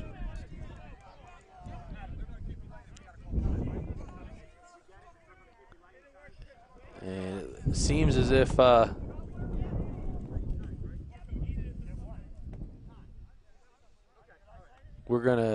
it seems like we got the batter stepping out. So the chess play here is then have Schooley go out. He's like, okay, you want to do that? No problem. I'm going to go out and talk to my pitcher. And Coach Petrani actually asking the home plate umpire, Matt Lawler, if in fact he's like, if you're going to step out, does he have to call time or are you going to keep giving it to him? Yeah, and that goes back to that Diamond Classic rule that we were talking about cutting down on the timeouts and players stepping out of the box. Big block there by Schooley, keep the runners at bay. And you got Coach. It's a chess match. You got the Cherokee coach saying, don't let him get into your head, and then it almost ignites the fire where the Hermits on cue are like, oh, really? Lavari thought about swinging at that pitch. He holds off, and that'll be a called ball. I'd like to see that replay, too, if we could. However, that ball, Cherokee thought it was painted on the outside corner. Lavari, I guess with a good eye, because he, along with the home plate umpire, said, no, that's a ball. A classic high school scene here. That ball's fouled off, straight back. Believes the count even at 2-2. Lavari's at bat, going on for a period of time. Speaking of scores, Gloucester Catholic leading EHT 9-0, end of the fourth. Swing and a miss, back-to-back strikeouts and sacks. Are you kidding me? On the Game Changer replay. Big spot in this game. Sachs able to go back-to-back strikeouts, able to get himself and the Cherokee Chiefs out of trouble. Sachs, that young man is fired up, and rightfully so. So was the bench and his teammates. They came jumping and hopping out of that dugout for sure, as they should. Good job by Shane Sachs. The Hermits leave them loaded. It's still 3-0 Cherokee, heading to the bottom of the 6th. Hi, I'm Chris Brown, CEO of Close Point USA. Today, we're in our Marlton office, meeting our staff and our team that services our clients and our referral partners throughout the state of New Jersey. Here at Close Point USA, we are the premier real estate settlement company. We service our clients throughout the state of New Jersey and the state of Pennsylvania. Close Point USA has 3 primary offices, one in Somerville, New Jersey, Marlton, New Jersey, and Washington Township. We've been in business for 23 years and have closed over 44,000 real estate transactions. We're very proud of the work that we provide, and we are extremely excited to service you and your clients' needs. Thank you.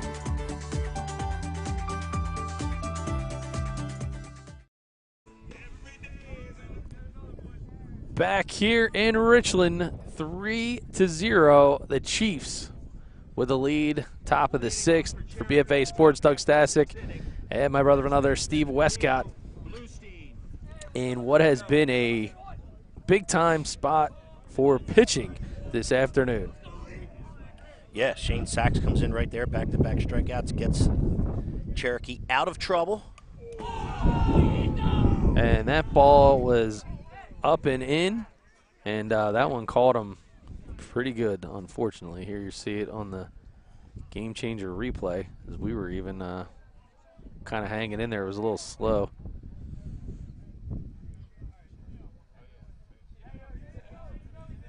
Yeah, so I don't know if Bluestein shaved this morning, but if so, he did now. Yeah, that ball hit him right in the side. It looked like an earpiece of the helmet. Thankfully, could have been a lot worse, and it's not. Seems to be shaking it off, trying to convince Coach that he wants to stay in the game there. I think he's just kind of shaking up a little bit more than anything. Getting a pinch runner in for him here just to make sure he's okay. Oh, no, he's cut from his mouth. Let's see if we can we get some eyes on him. Yeah, he's bleeding out of his mouth, unfortunately. I love the competitive spirit in him. He's saying, I'm good, I'm good. I want to go.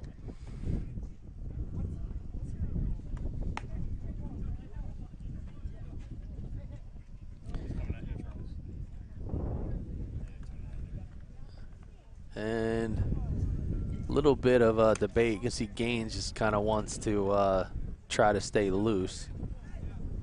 And he's... With the temperature getting chillier and the wind blowing like this, I don't blame Mr. Gaines for that either. Yeah. So they're trying to get a ruling here of what in the... They have the trainer here now. Heck is going on. So we're going to get an opportunity for...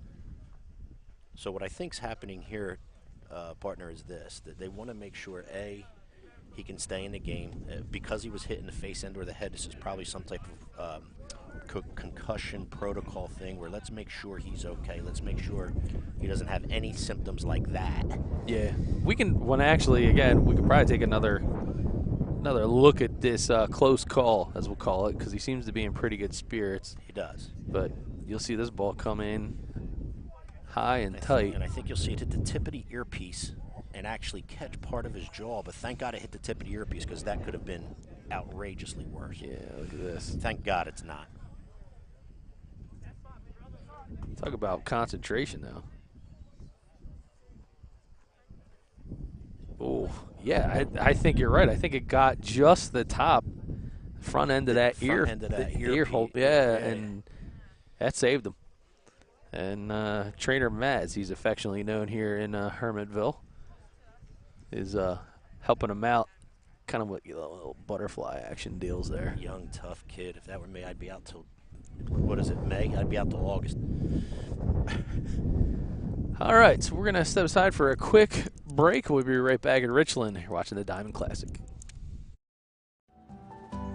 When it comes to taking care of your physical wellness, maintaining good health of your bones and muscles, You want a team of doctors you can trust and who hold themselves to the highest standards.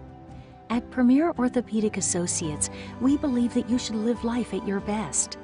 Our team of non-operative and operative orthopedic specialists strive for the highest standards, exceptional outcomes, and happiest patients. Come and experience the Premier difference. We live in a community that cares. We make sure everyone eats, everyone plays, everyone stays warm, and everyone is protected. We support our youth in organizations that teach the value of community and self-worth. We make strides against breast cancer every day. Together, in this community, we make a difference. RK Chevrolet, RK Kia, and RK Subaru, proudly serving our community since 1982. And Leo Bluestein, proving that he's Chevy tough. RK Chevy tough. Absolutely. North Delsey Drive in Vineland. And he is going to manage to get over to second base. And then in a weird, can we run this back, Ryan? Because you're going to see Gaines actually hit the deck. He falls on the mound. release. And it doesn't look like he's hurt, thank God, because it looked like he might have gotten hurt. Nah, that Mike Nay's coming out to take a look. You're going to see him, look, he just kind of, almost like his foot kind of got. Left leg rock a little bit, I don't know. Yeah, he slid down the mound there. I think Coach Mike Nay going to just make sure that his knee is good. So Bluestein does stay in. He went back to first in order to run. Now finds himself at second after the wild pitch, correct? Yeah, he's over there. Kind of see the galls in his mouth. Side by side, yeah. Man, what an interesting turn of events we've had here. Some funny comments to their teammate and friend out at the Cherokee dugout. Yeah, the old Peyton Manning rubbed some dirt in it was a popular one. Yeah. Poor kid's cut in his mouth, and they want him to rub dirt in it. That's. And Park looked like he's squaring a bunt yet again. But nonetheless, Bluestein, you had mentioned he's over at second base. Park, who's singled and been hit by a pitch in his own right, and another balk is called. But we're gonna get a conversation from the home plate umpire, Matt Lawler. Yeah, because Coach Bylone's out arguing this one. All right, and let's see what we got. And they're gonna the balk will hold. Award him the balk. Yep. So Bluestein now finds himself at third after a hit by pitch, a wild pitch, and now a balk. Yeah, this is one of those ones, buddy. They're going to be going back to the scorebook saying there's a lot that happened in a small amount of time. Correct.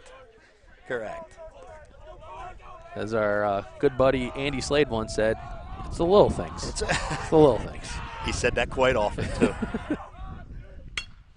There's a hard hit ball. Nice play by Oliver. Brings it home, and he gets it to Sofran for the big put out. That's a really good play by Bryce Oliver right there. Hard hit ball. Well executed. Yep, able to make a good throw to Sofran. Sofran applies the tag. And after all of those little things, the St. Augustine able to cut down a run. Cherokee not able to attack on with their what would have been their fourth run of the game. So Park will get back. Oliver, he's done it again. And he's called safe over at first, so they'll get the lead runner. And we'll be able to take a quick look as Cruz ends up at first. This ball was a shot. This ball was hit hard right at Bryce Oliver. Unable to make the play in the air. However, once the ball hits the ground, he does get the force out at second. Throw to first on the attempted double play was late. However, another really nice play who was fielding that third base spot well is Bryce Oliver. Good call by the umpire, as we've shown on the GameChanger replay. So Cruz now will be the two-out base runner over at first as Evan Brown digs in The temperature being a little bit chilly and these winds continuing to blow as they are. You find Oliver over there shaking his glove hand as if to say, yeah, it didn't feel so great. Because as I said, that ball was a shot to him right there by Cruz. Evan Brown now 0 for 3 on the afternoon.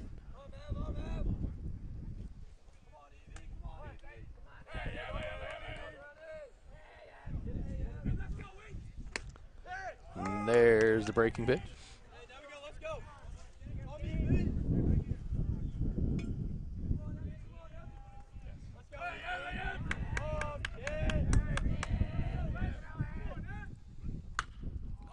That ball sky high, going back towards the dugout. That's going to stay out of play this time. Top of the dugout. Off the top.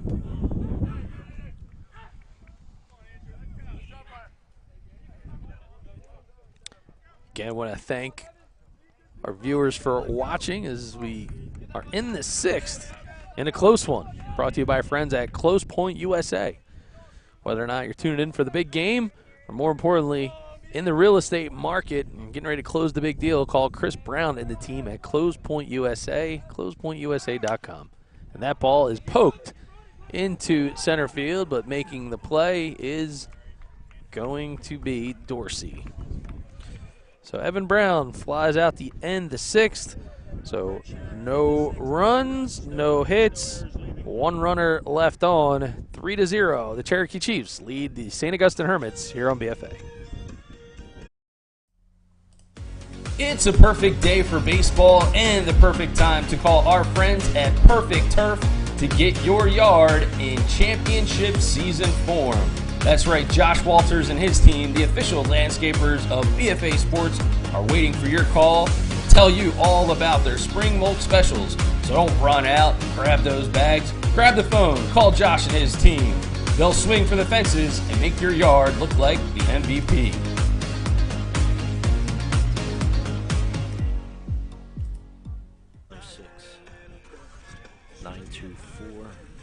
And back here in Richland, as my brother from another, Steve Westcott, said, hey, what's that number for Close Point USA? I got to call him for a real estate transaction. I told you back in the 3rd. I think something maybe So we'll get you in touch with Chris Brown and his team. No problem.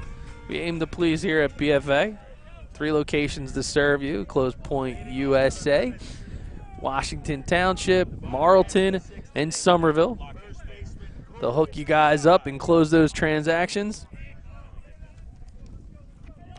in Pennsylvania or New Jersey. And for the Hermits,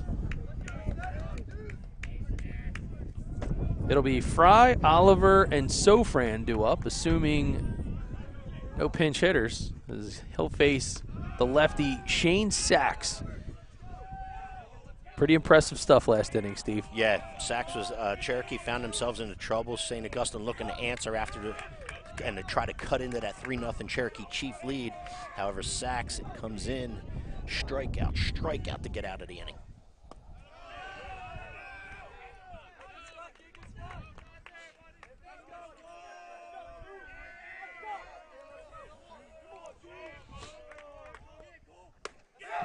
Swing and he misses. Evens the count at 2-2.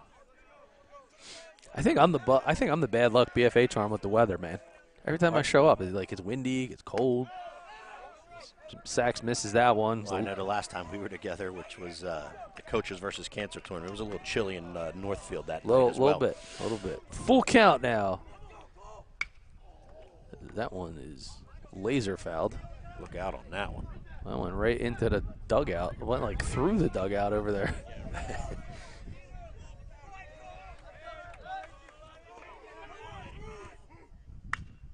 Another foul ball as Fry will try to keep himself going. Trying to hang in there, staying alive. Keeping himself alive in the at-bat.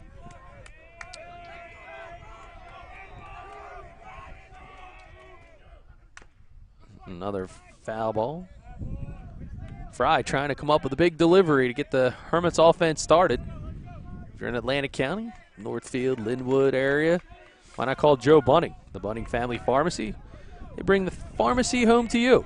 Deliver prescriptions, whether it's a one-time prescription, or if it's 90 days worth of prescriptions, if he fouls another one, they're going to have to deliver him some baseballs. I don't know if the Bunning Family Pharmacy has any, but if they do, Joe would deliver them out here, Steve. I know St. Augustine better have some because they're going through quite a few right now. Ryan Schumacher, producer and TV star in the background, as Fry will earn his second walk of the afternoon. I'll tell you what, as a leadoff hitter, that's a really good at-bat. Fouled for 3 or 4 pitches off in order to keep himself alive in the at-bat, and then draws the walk to lead off the bottom of the 6th. And we got a pinch runner for the Hermits. Is Jake Ruxer. I actually believe that's pronounced Rusher. Wasn't it Rusher? Yeah. Yep.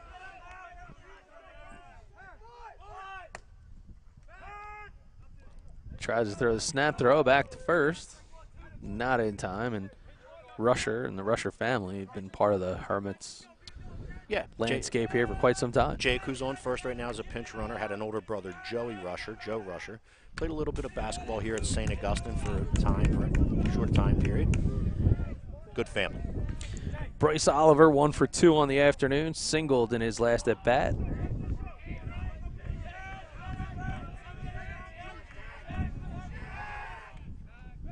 The obligatory throw back to first from Sachs. I get the feeling with that pickoff move right there that was the show-me one. I don't think that was the good one.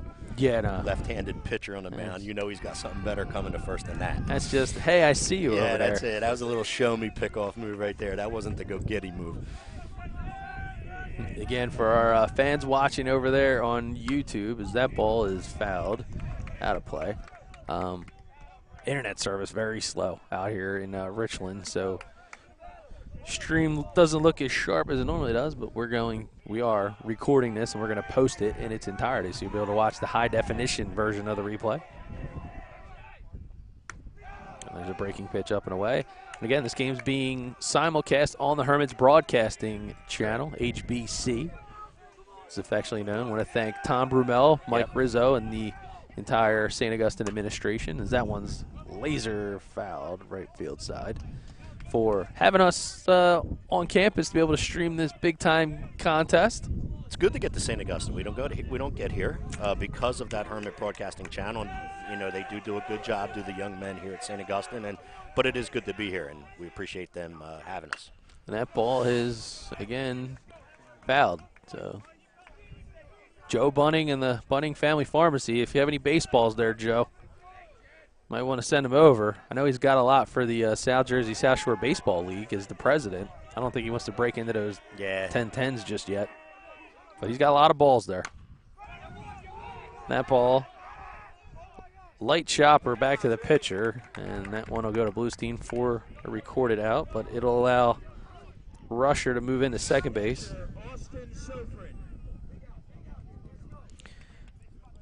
I'll tell you what, though, in regards to the Bunning Family Pharmacy, how much of a help, how much tremendous help they've been to BFA Sports and a lot of the South Jersey sports scene. They've been a partner with us, and we really appreciate everything they've done, that's for sure. As all of our sponsors. Oh, 100%. That's how we're able to continue to bring the broadcast right into everybody's home or where they want to watch it conveniently, free of charge. And there's so many people out there that really appreciate the way this comes through, and they're able to, on a cold day like this, if they can't get out for whatever reason, just able to watch their family members play the sport they love, and it's a great, great thing. I second that. And Fran, his family being one of them, his older brother Anthony down at Washington College, and that one's hammered through the right side. And Fran gonna move Rusher all the way up to third, and the Hermits in business with runners at the corners after the single through the right side. Yeah, good piece of hitting. Kept his hands back, hit a pitch that was out over the plate, and hit it the other way. And as you said, there's only one down here in the 6th for St. Augustine. They now have runners on the corner, and if I'm not mistaken, they're going back to the top of the order, aren't they, partner? They've made it all the way back to the top, and that means Ryan Taylor is your tying runner. And he's at the plate. Coach Petronani coming out for a visit. Or, did I pronounce that right? You did. Okay.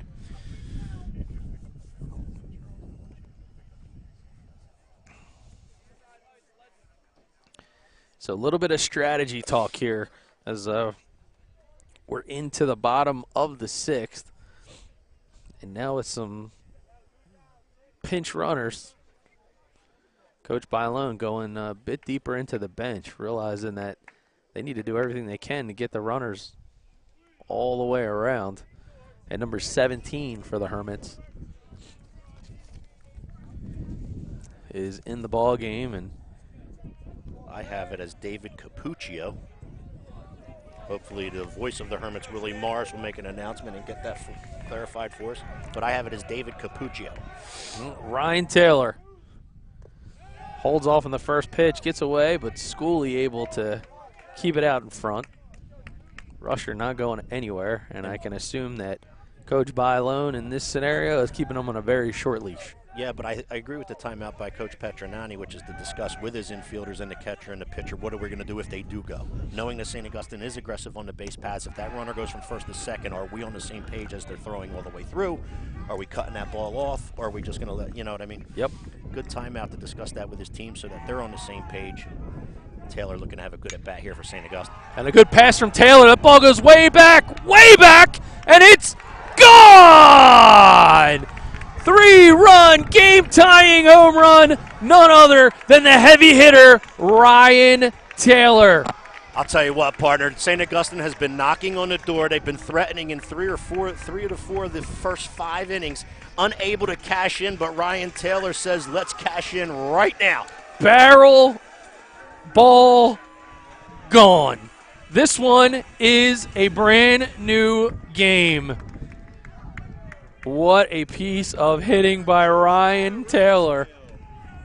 You talk about another one of those players, partner, that just has the sense for the big time, for the spotlight. Ryan Taylor at the leadoff spot's another one of those players for St. Augustine, and boy, did he come through clutch right there for the Hermits. Came up big on the last BFA broadcast versus Egg Harbor Township when they were down 3-2 in one of their last at-bats. And now he turns around and he does it again here in the 6th. Just a flat-out bomb right there by Ryan Taylor.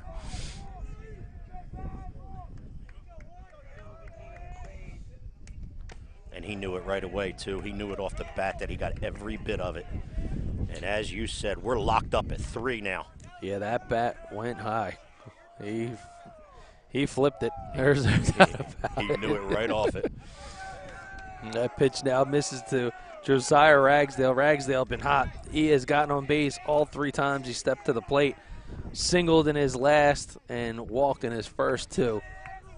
Flair for the dramatics.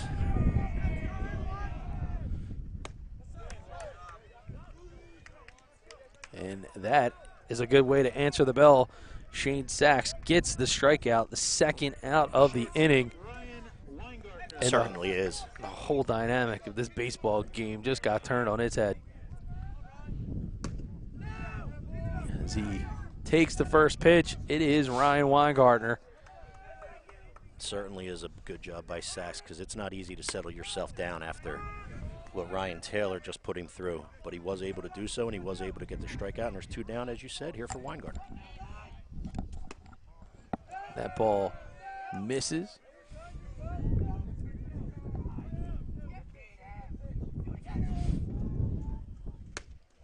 Big healthy hack by Weingartner. Quickly down in the count 1-2. And Weingartner, another guy that can hit for power in a hurry. Ball from Sachs misses. Full count now.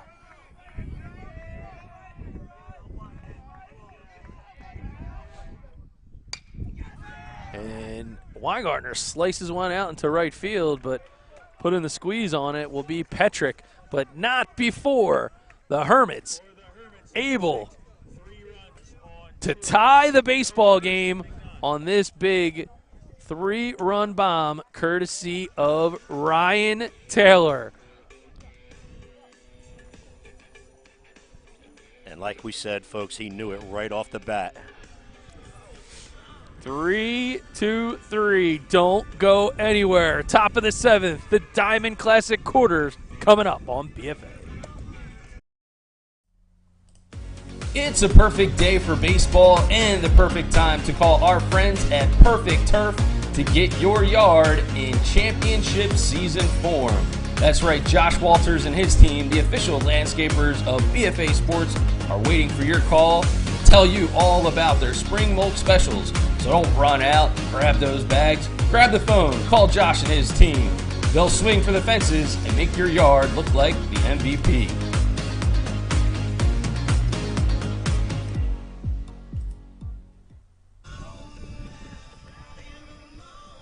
We had top of the 7th. We got a whole new ball game here on BFA. Ryan Taylor's 3-run long ball has been the difference maker, and we now are getting ready to have the Chiefs come to bat here in the 7th. Whole new deal now, partner. It's going to be Schooley, Patrizi, and Cheeseman to lead things off.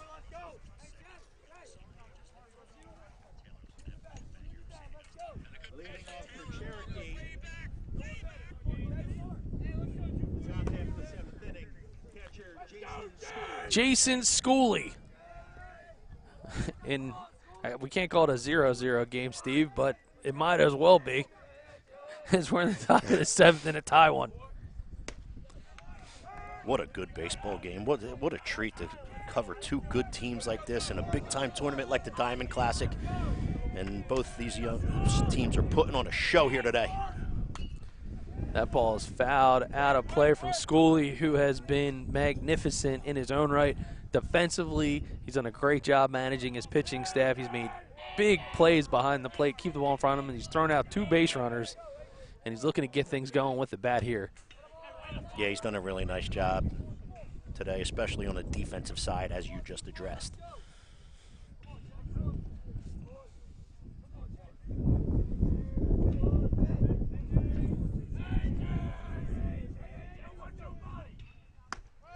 Swing and a miss as Gaines retires the first batter in the 7th. Tell you what, you got to give Andrew Gaines a lot of credit, too. He comes in after Cherokee scores 3. He comes in and has basically shut them down for the last 3+ innings, doing a nice job keeping that lead at 3-0 so that St. Augustine could come back and tie it up, which they did. Gaines doing a really nice job on the hill for St. Augustine. As Patrizi fouls the first pitch offering back out of play. He singled in his last at bat. It's flown out to right, and he's walked, making him 1 for 2 on the afternoon with a pair of stolen bases. Getting him on base right now, it's got to be mission critical for Cherokee. Yeah, he's had a good day in both aspects of the game, both in the field and up the bat. You're right. Done a really nice job today as Dom Patrizi.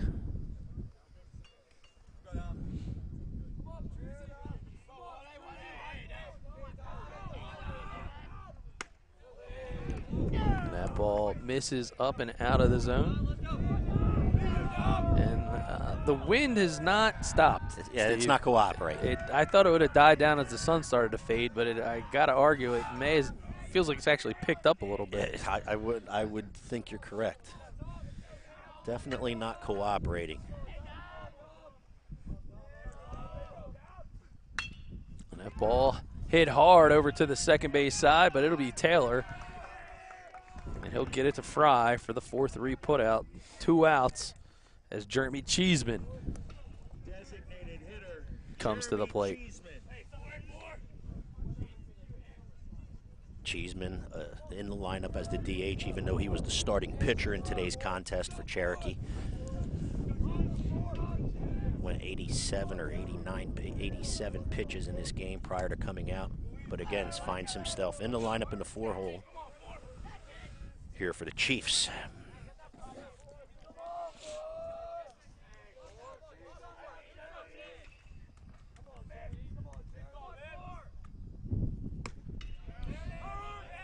called strike to Cheeseman. I'll tell you what, we talked about the velo and for both of these pitchers, especially Cheeseman when he was on the mound. I'll tell you right now, Gaines can bring it too. Oh. Yeah, he's done a really good job, especially mixing in these pitches, given the fastball seemed to be even more effective. It just jumps out of his hand when you line it up with the changeup. I mean, I would think he's in that 90-mile-per-hour range here as well with what I'm saying.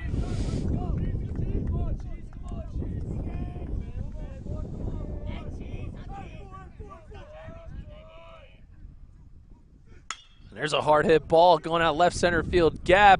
Trying to make the play is near eye, and it's going to get by him. Cheeseman, he's going to wheel into second, and it'll be a stand-up double. That ball was crushed.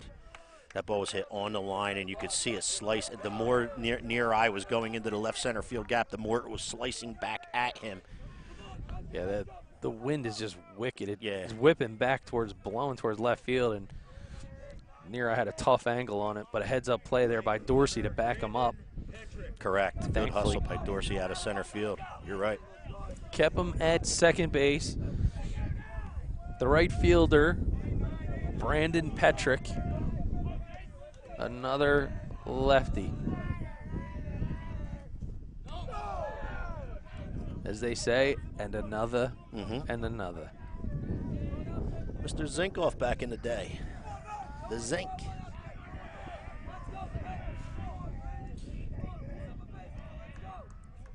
3-3 ball game here in the seventh as Petrick takes a Paul Bunyan-like hack at that one. Absolutely. You think we're aging ourselves, partner? A little bit. If you mention the Zink to any one of these kids on this diamond right now, would I never know we were even talking about? Only if they're Sixers fans. Ball misses up and in. Petrick now trying to perhaps come up with the Bunting Family Pharmacy Bring It Home play of the game. They bring the pharmacy home to you, located on New Road in Northfield. Joe Bunting and his team bringing home prescriptions, coordinating with your doctor, or even changing over your pharmacy now. They'll make all the calls. They make it easy. Another foul ball. I want to thank everybody for tuning in on the BFA live stream YouTube page, and those of you perhaps watching the simulcast on Hermits Broadcasting. Thanks for tuning in. And oh, how we've had some crazy innings. That ball's fouled out of the box. Yeah, this has been a good one, partner, for sure. Well, definitely living up to the billing. Cherokee was able to keep the Hermits at bay for a while. A couple big-time plays. Patrizzi to Schooley at the plate. Hermits left runners on, had runners thrown out at second base. Just kept chipping and chipping, and the next thing you know, Ryan Taylor, 3-run bomb in the sixth. He's tied this one up. Called strike 3. Yeah, that's a big-time pitch by Gaines right there. He paints the outside corner. Your game-changer replay. Paints the outside corner with that off-speed pitch. It was a nice job getting St. Augustine out of the top of the sixth. Bottom 7 coming up seventh. Here on BFA.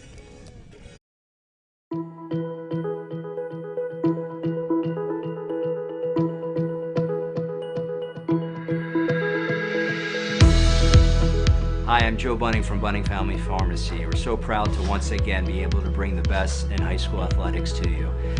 Once again, partnering up with BFA Productions, and we're giving you that virtual front row seat at home. Thank you so much, and enjoy the game.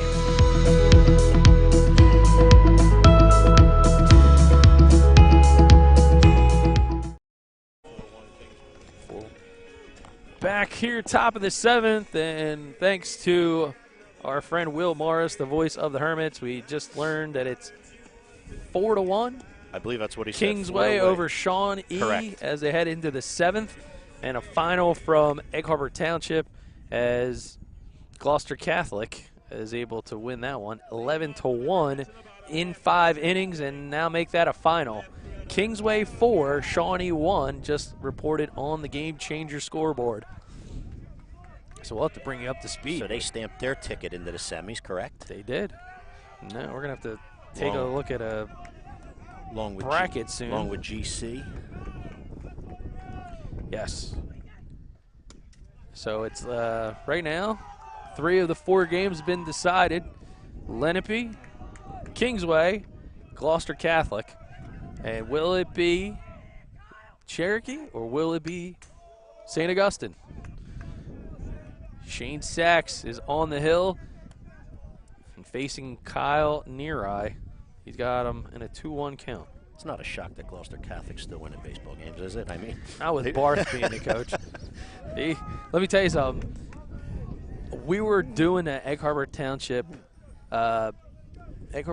St. Augustine game, and he was the only other head coach not from the, not involved with that game that was there. He was scouting. He had a full book on both of these teams by the time it was all said and done. That speaks to the tradition that he brings to the table and why he's one of the winningest coaches ever. Ever. I mean, a year doesn't ever go by without knowing that Gloucester Catholic is good on the baseball diamond. Swing and a miss. Sachs retires Neary to start the bottom of the 7th. The center fielder, Mason Dorsey, 0 for 2 with a walk thus far on the afternoon. Takes the first pitch in for a called strike from Sachs.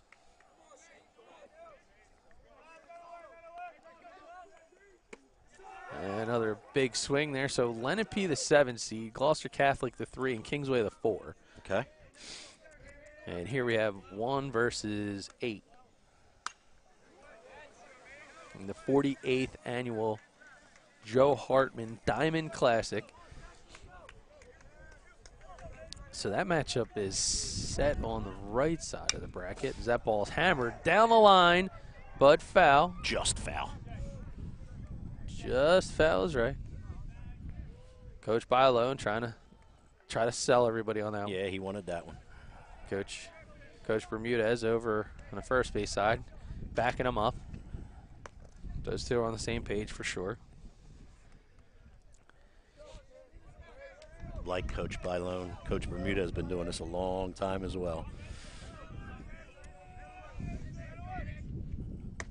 There's a good pitch from Sachs, but not going to get the call. Now 1-2. The Hermits elated. Cherokee jaded. A little bit. And there's a ground ball. Goes over to Brown. Brown will scoop it up, and he gets it over to first. 4-3 in the books. First 2 batters faced this inning by Sachs go up and down, bringing up the designated hitter, Marco Lavari. Lavari thus far 0 for 3 on the afternoon.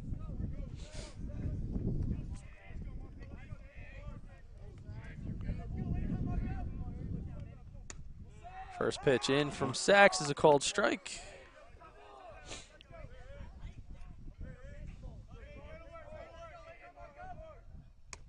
Good pitch. Second pitch. Yeah, good pitch. He paints first pitch against Lavari, paints the outside corner with a fastball. That time brings an off-speed pitch. Changing up the tempo. And that one will miss away. Sachs working quickly now.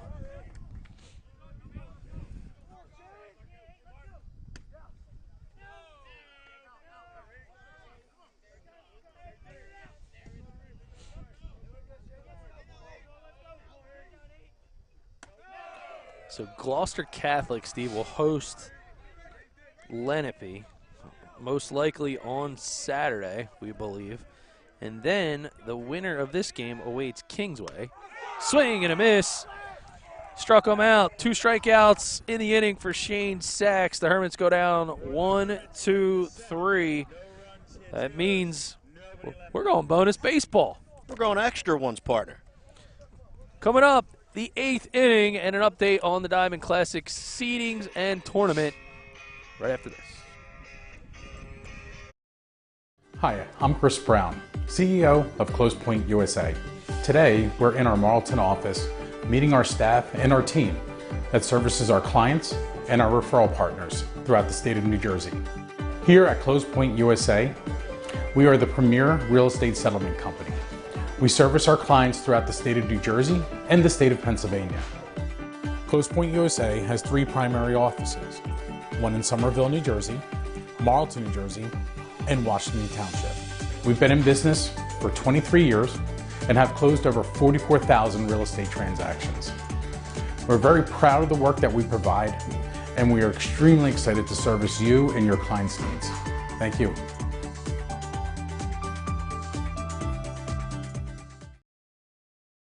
And that's Saturday. Top of the eighth here on BFA. Doug Stasic, Steve Westcott, the Diamond Classic is in extra innings, and Steve, with the way things are looking right now, Kingsway awaits the winner of this one. If St. Augustine wins, this game is on Saturday here. If Cherokee wins, the game is at Kingsway on Saturday. And then Lenape would get GC, correct? And that is a lock where Lenape will travel to GC with the date to be determined, most likely on Saturday as well. And that's a good hard hit ball, but goes out to left field and drops in for a base hit. So starting things off for Cherokee, Brandon Prince, the single to left.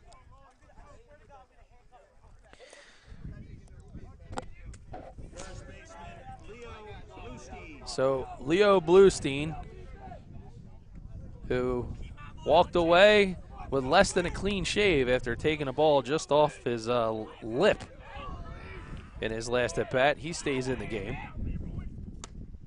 And takes the first pitch for a called strike from Gaines. He's been hot. He's got an RBI single back in the 4th, and he scored a run. And they're going to say he went through on that. Yeah, been on base 2 of his 3 times. As you stated, the RBI single and the hit by pitch. And again, thank God he's okay from that, because that. The runner goes. Here comes the throw. He is in there, and he's safe.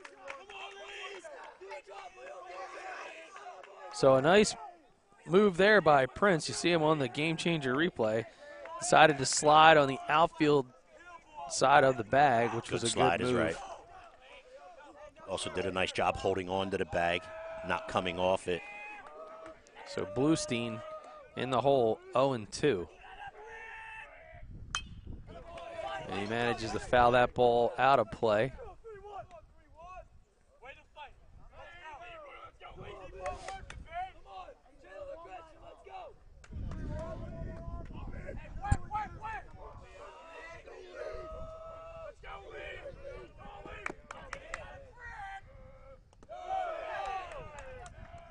That ball bounces in the dirt, but Sofran keeping it in front of himself. Yeah, and a really nice job by Sofran right there, making sure that ball got nowhere else other than staying right with him. Ball landed about a foot in front of home plate, and he did a nice job keeping it right there with him, did Sofran. So 2-2 as he continues the battle.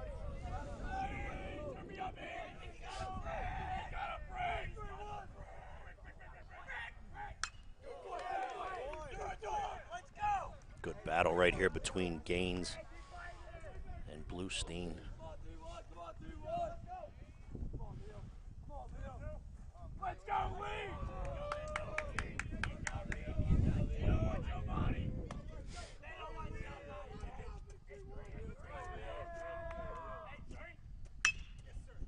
That ball is peppered over to short, making the play and making the out.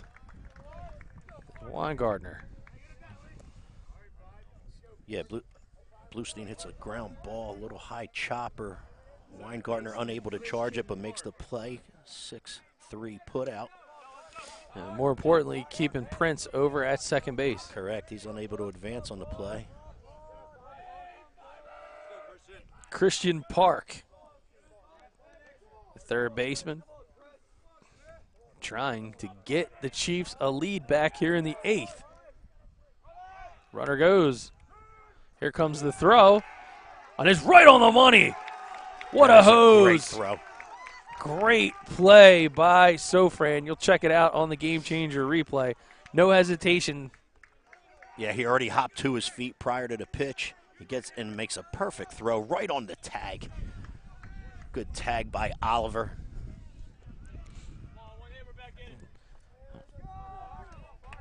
And that's your second out of the top of the 8th. And there's a nice pitch to Park. Now 0-2. So Gaines locked in.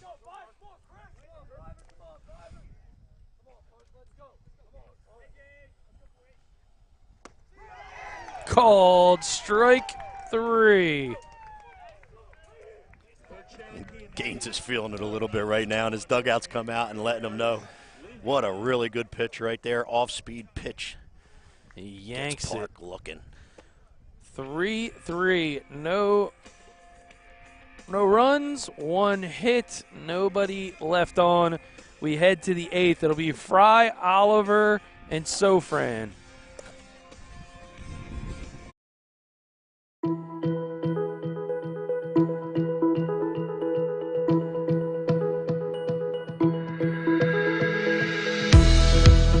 Hi, I'm Joe Bunning from Bunning Family Pharmacy. We're so proud to once again be able to bring the best in high school athletics to you. Once again, partnering up with BFA Productions, and we're giving you that virtual front row seat at home. Thank you so much, and enjoy the game.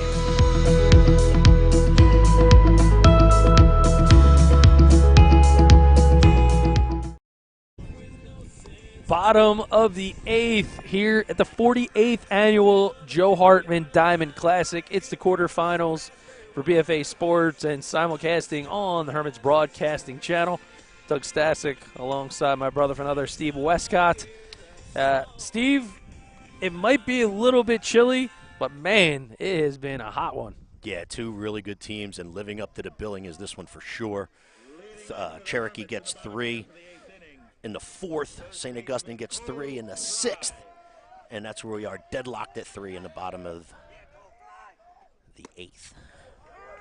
Cole Fry, the big 6'5" first baseman for the Hermits, will lead it off in the 8th. He's walked twice and struck out as he takes strike number 2 from Shane Sachs, who is picking up his pace a little bit and working a little bit quick. And that's not what he wanted to do down in that count. Right there, Spet. So, and by the way, Fry with that walk, that was the leadoff. He was the leadoff walk that started the 6th when St. Augustine got their 3. You know, Steve, you had mentioned that this game is kind of going to really come down to, I mean, I always say it comes down to pitching, but if you're Coach Bailone, if you're Coach, Petrani, yes, you want to win and play like there's no tomorrow, but you're also got to think about, man, there's a lot of baseball to be played. Absolutely. In the next couple of days, especially over the weekend, if you're looking to advance and thinking you're going to advance, hoping you're going to advance, you're going to have a long weekend. In a situation like St. Augustine, unfortunately, last night they used 3 pitchers against Vineland, right? And as far as I'm concerned, which is the comment I made to you, I think this game strictly in the hands of Gaines at this point. I don't think you're going to see a 3rd pitcher out on the mound for St. Augustine today. Looks like Coach Petrani, however, is going to go to the bullpen, and it will be Evan Brown. We'll step aside. It's time for a premier orthopedic pitching change here on BFA.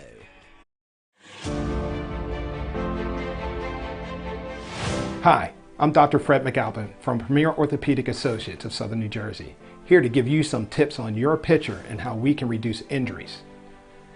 Pitchers tend to have injuries to their shoulder as well as their elbow. This can involve injuring some of the structures called the labrum or the rotator cuff. We can reduce those injuries before they even hit the field. The core is one of those key structures that reduces injuries through the shoulder and the elbow. By doing things such as planks, sit-ups, you can improve the strength of your core and reduce the stress that goes through the shoulder. The other thing, pitch counts. Make sure your athlete is being controlled with their pitch counts. It's one of the main ways in which they can have shoulder and elbow injuries. Keep on top of that and make sure they're abiding by it. Whether it be practice or playing on multiple teams, those pitch counts can add up and lead to injuries to the shoulder and to the elbow. And finally, make sure that shoulder stays warmed up. If you're sitting, You want to still keep. Evan Brown, the new pitcher on the hill for the Chiefs. Lauteris enters the game at second base for Shane Sachs. So I guess what happens here is that Cheeseman will remain the designated hitter, who's technically will be hitting for Lauteris. Correct.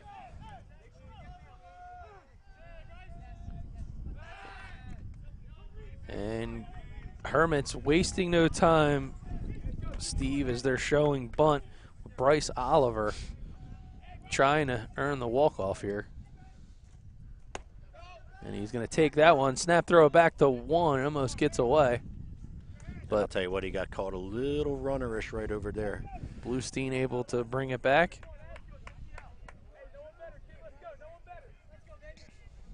If Schooley was able to get that ball on the inside part of the foul line, not the outside part, that would have been a really close play at first right there. And the Hermits bringing in number 18 for a pinch runner for Cole Fry over at first. And I believe that'll be the end of the day for Cole Fry, as he already re-entered the game once. John Podgorski.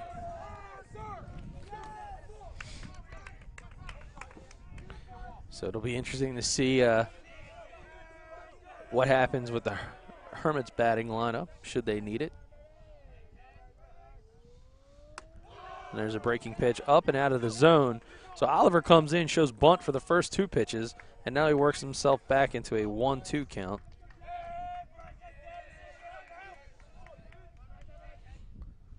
And that ball's popped up, shallow right field. Getting underneath of it and making a squeeze is Petrick. So Petrick able to make that play with ease. And the catcher, Austin Sofran. Good communication again by Cherokee right there, second baseman. Latoris was going back, getting caught off by Petrick. Petrick makes the play. That ball's lifted out. Sofran sending it back to left center field, and it's off the wall. Rounding the bases. This could be it.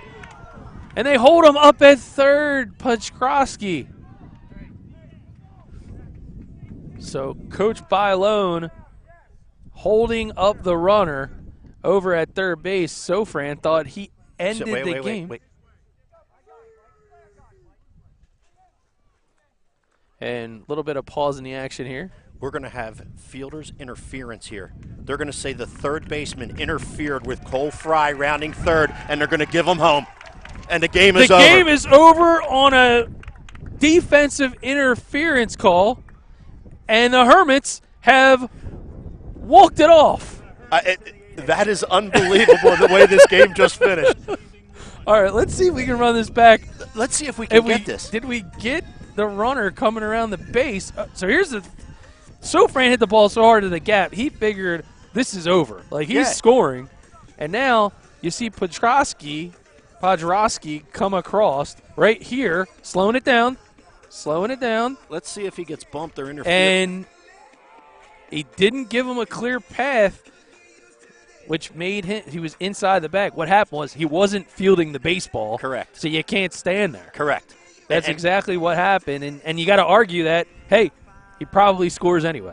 He probably did, and he probably should have. As a matter of fact, the St. Augustine bench was a little bit upset with the head coach, Coach Bailone, and not allowing and not sending him.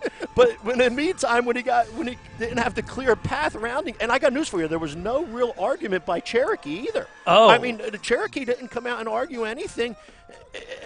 It's almost like they realized it and said, yeah, he couldn't be there. Yeah, the words of Coach Petrani, I heard him say, yeah, Mike, we got to give that to you.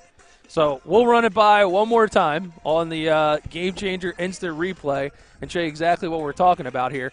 So here's the hit from Sofran. Goes all the way back to the wall. One hops the wall. So he thinks this ball game is over easily. But now what happens is Podgorski comes running around third, and we'll slow it down here. So he thinks he's going to make it all the way, and then suddenly you're going to see to go real wide. Park. He's got to go around Park, who doesn't have the Correct. baseball. Right. That's one heck of a Correct. call. So he doesn't give him the path to round third. He forced Podrosky to go And wide, makes, which is unfortunately for Cherokee, base runner interference, unfortunately. Well, the walk-off of crazy proportions, it was a wild one here at St. Augustine for sure. And you can't script it any better than that because it was wild. Ryan Taylor's 3-run home run back in the 6th ties the ball game, and then the walk-off double by none other than Austin Sofran. And that's the ball game. It's just hard to believe that that's the way this game ended. I mean, I'm lost. I mean, it could have been a flair for the dramatics if we were able to send this runner and score on the ball that one hopped the wall. But I'll tell you what a baseball game, extra innings in the quarterfinals of the Diamond Classic, and these two big-time teams definitely lived up to the billing today, that's for sure, partner. All right, so another crazy ball game as we're back here just behind Chad Lavari Field. Doug Stasic, my brother from another, Steve Westcott. Looked like the Chiefs were kind of in a position pretty easily to punch their ticket, but Ryan Taylor has done it yet again with the late inning heroics, the big bat, the top of the lineup spot. You know, he's going to UPenn, and somewhere I guess Coach John Yaller's got to be pretty happy knowing that this kid's coming. Knowing that kid's coming is right. But St. Augustine just seems to have that flair for the dramatics and able to pull it off again here today. And so I guess Saturday we have our quarterfinals. The quarterfinals. I'm sorry, semifinals. Semifinals are Saturday. So it's going to be St. Augustine. They're going to end up hosting Kingsway, and then it's going to be Gloucester Catholic hosting Lenape. So stay on the Twitter account for confirmation of times. But my, oh my. The voice of the Hermits just said that time will be announced. Okay, so we'll find out, but is it Saturday? Good to be with you, my friend. You too. All right. For our entire squad here at BFA, we want to thank the administration of St. Augustine, Mr. Tom Brumel, Mr. Mike Rizzo, the Hermits broadcasting team. Our executive producer today has been Mr. Ryan Schumacher, our general on the camera, Mr. Charles Hope, along with Rowan's own Andrew Jersky. I'm Doug Stasic. Steve Westcott, take care. We can't wait till next time. See you. Play ball.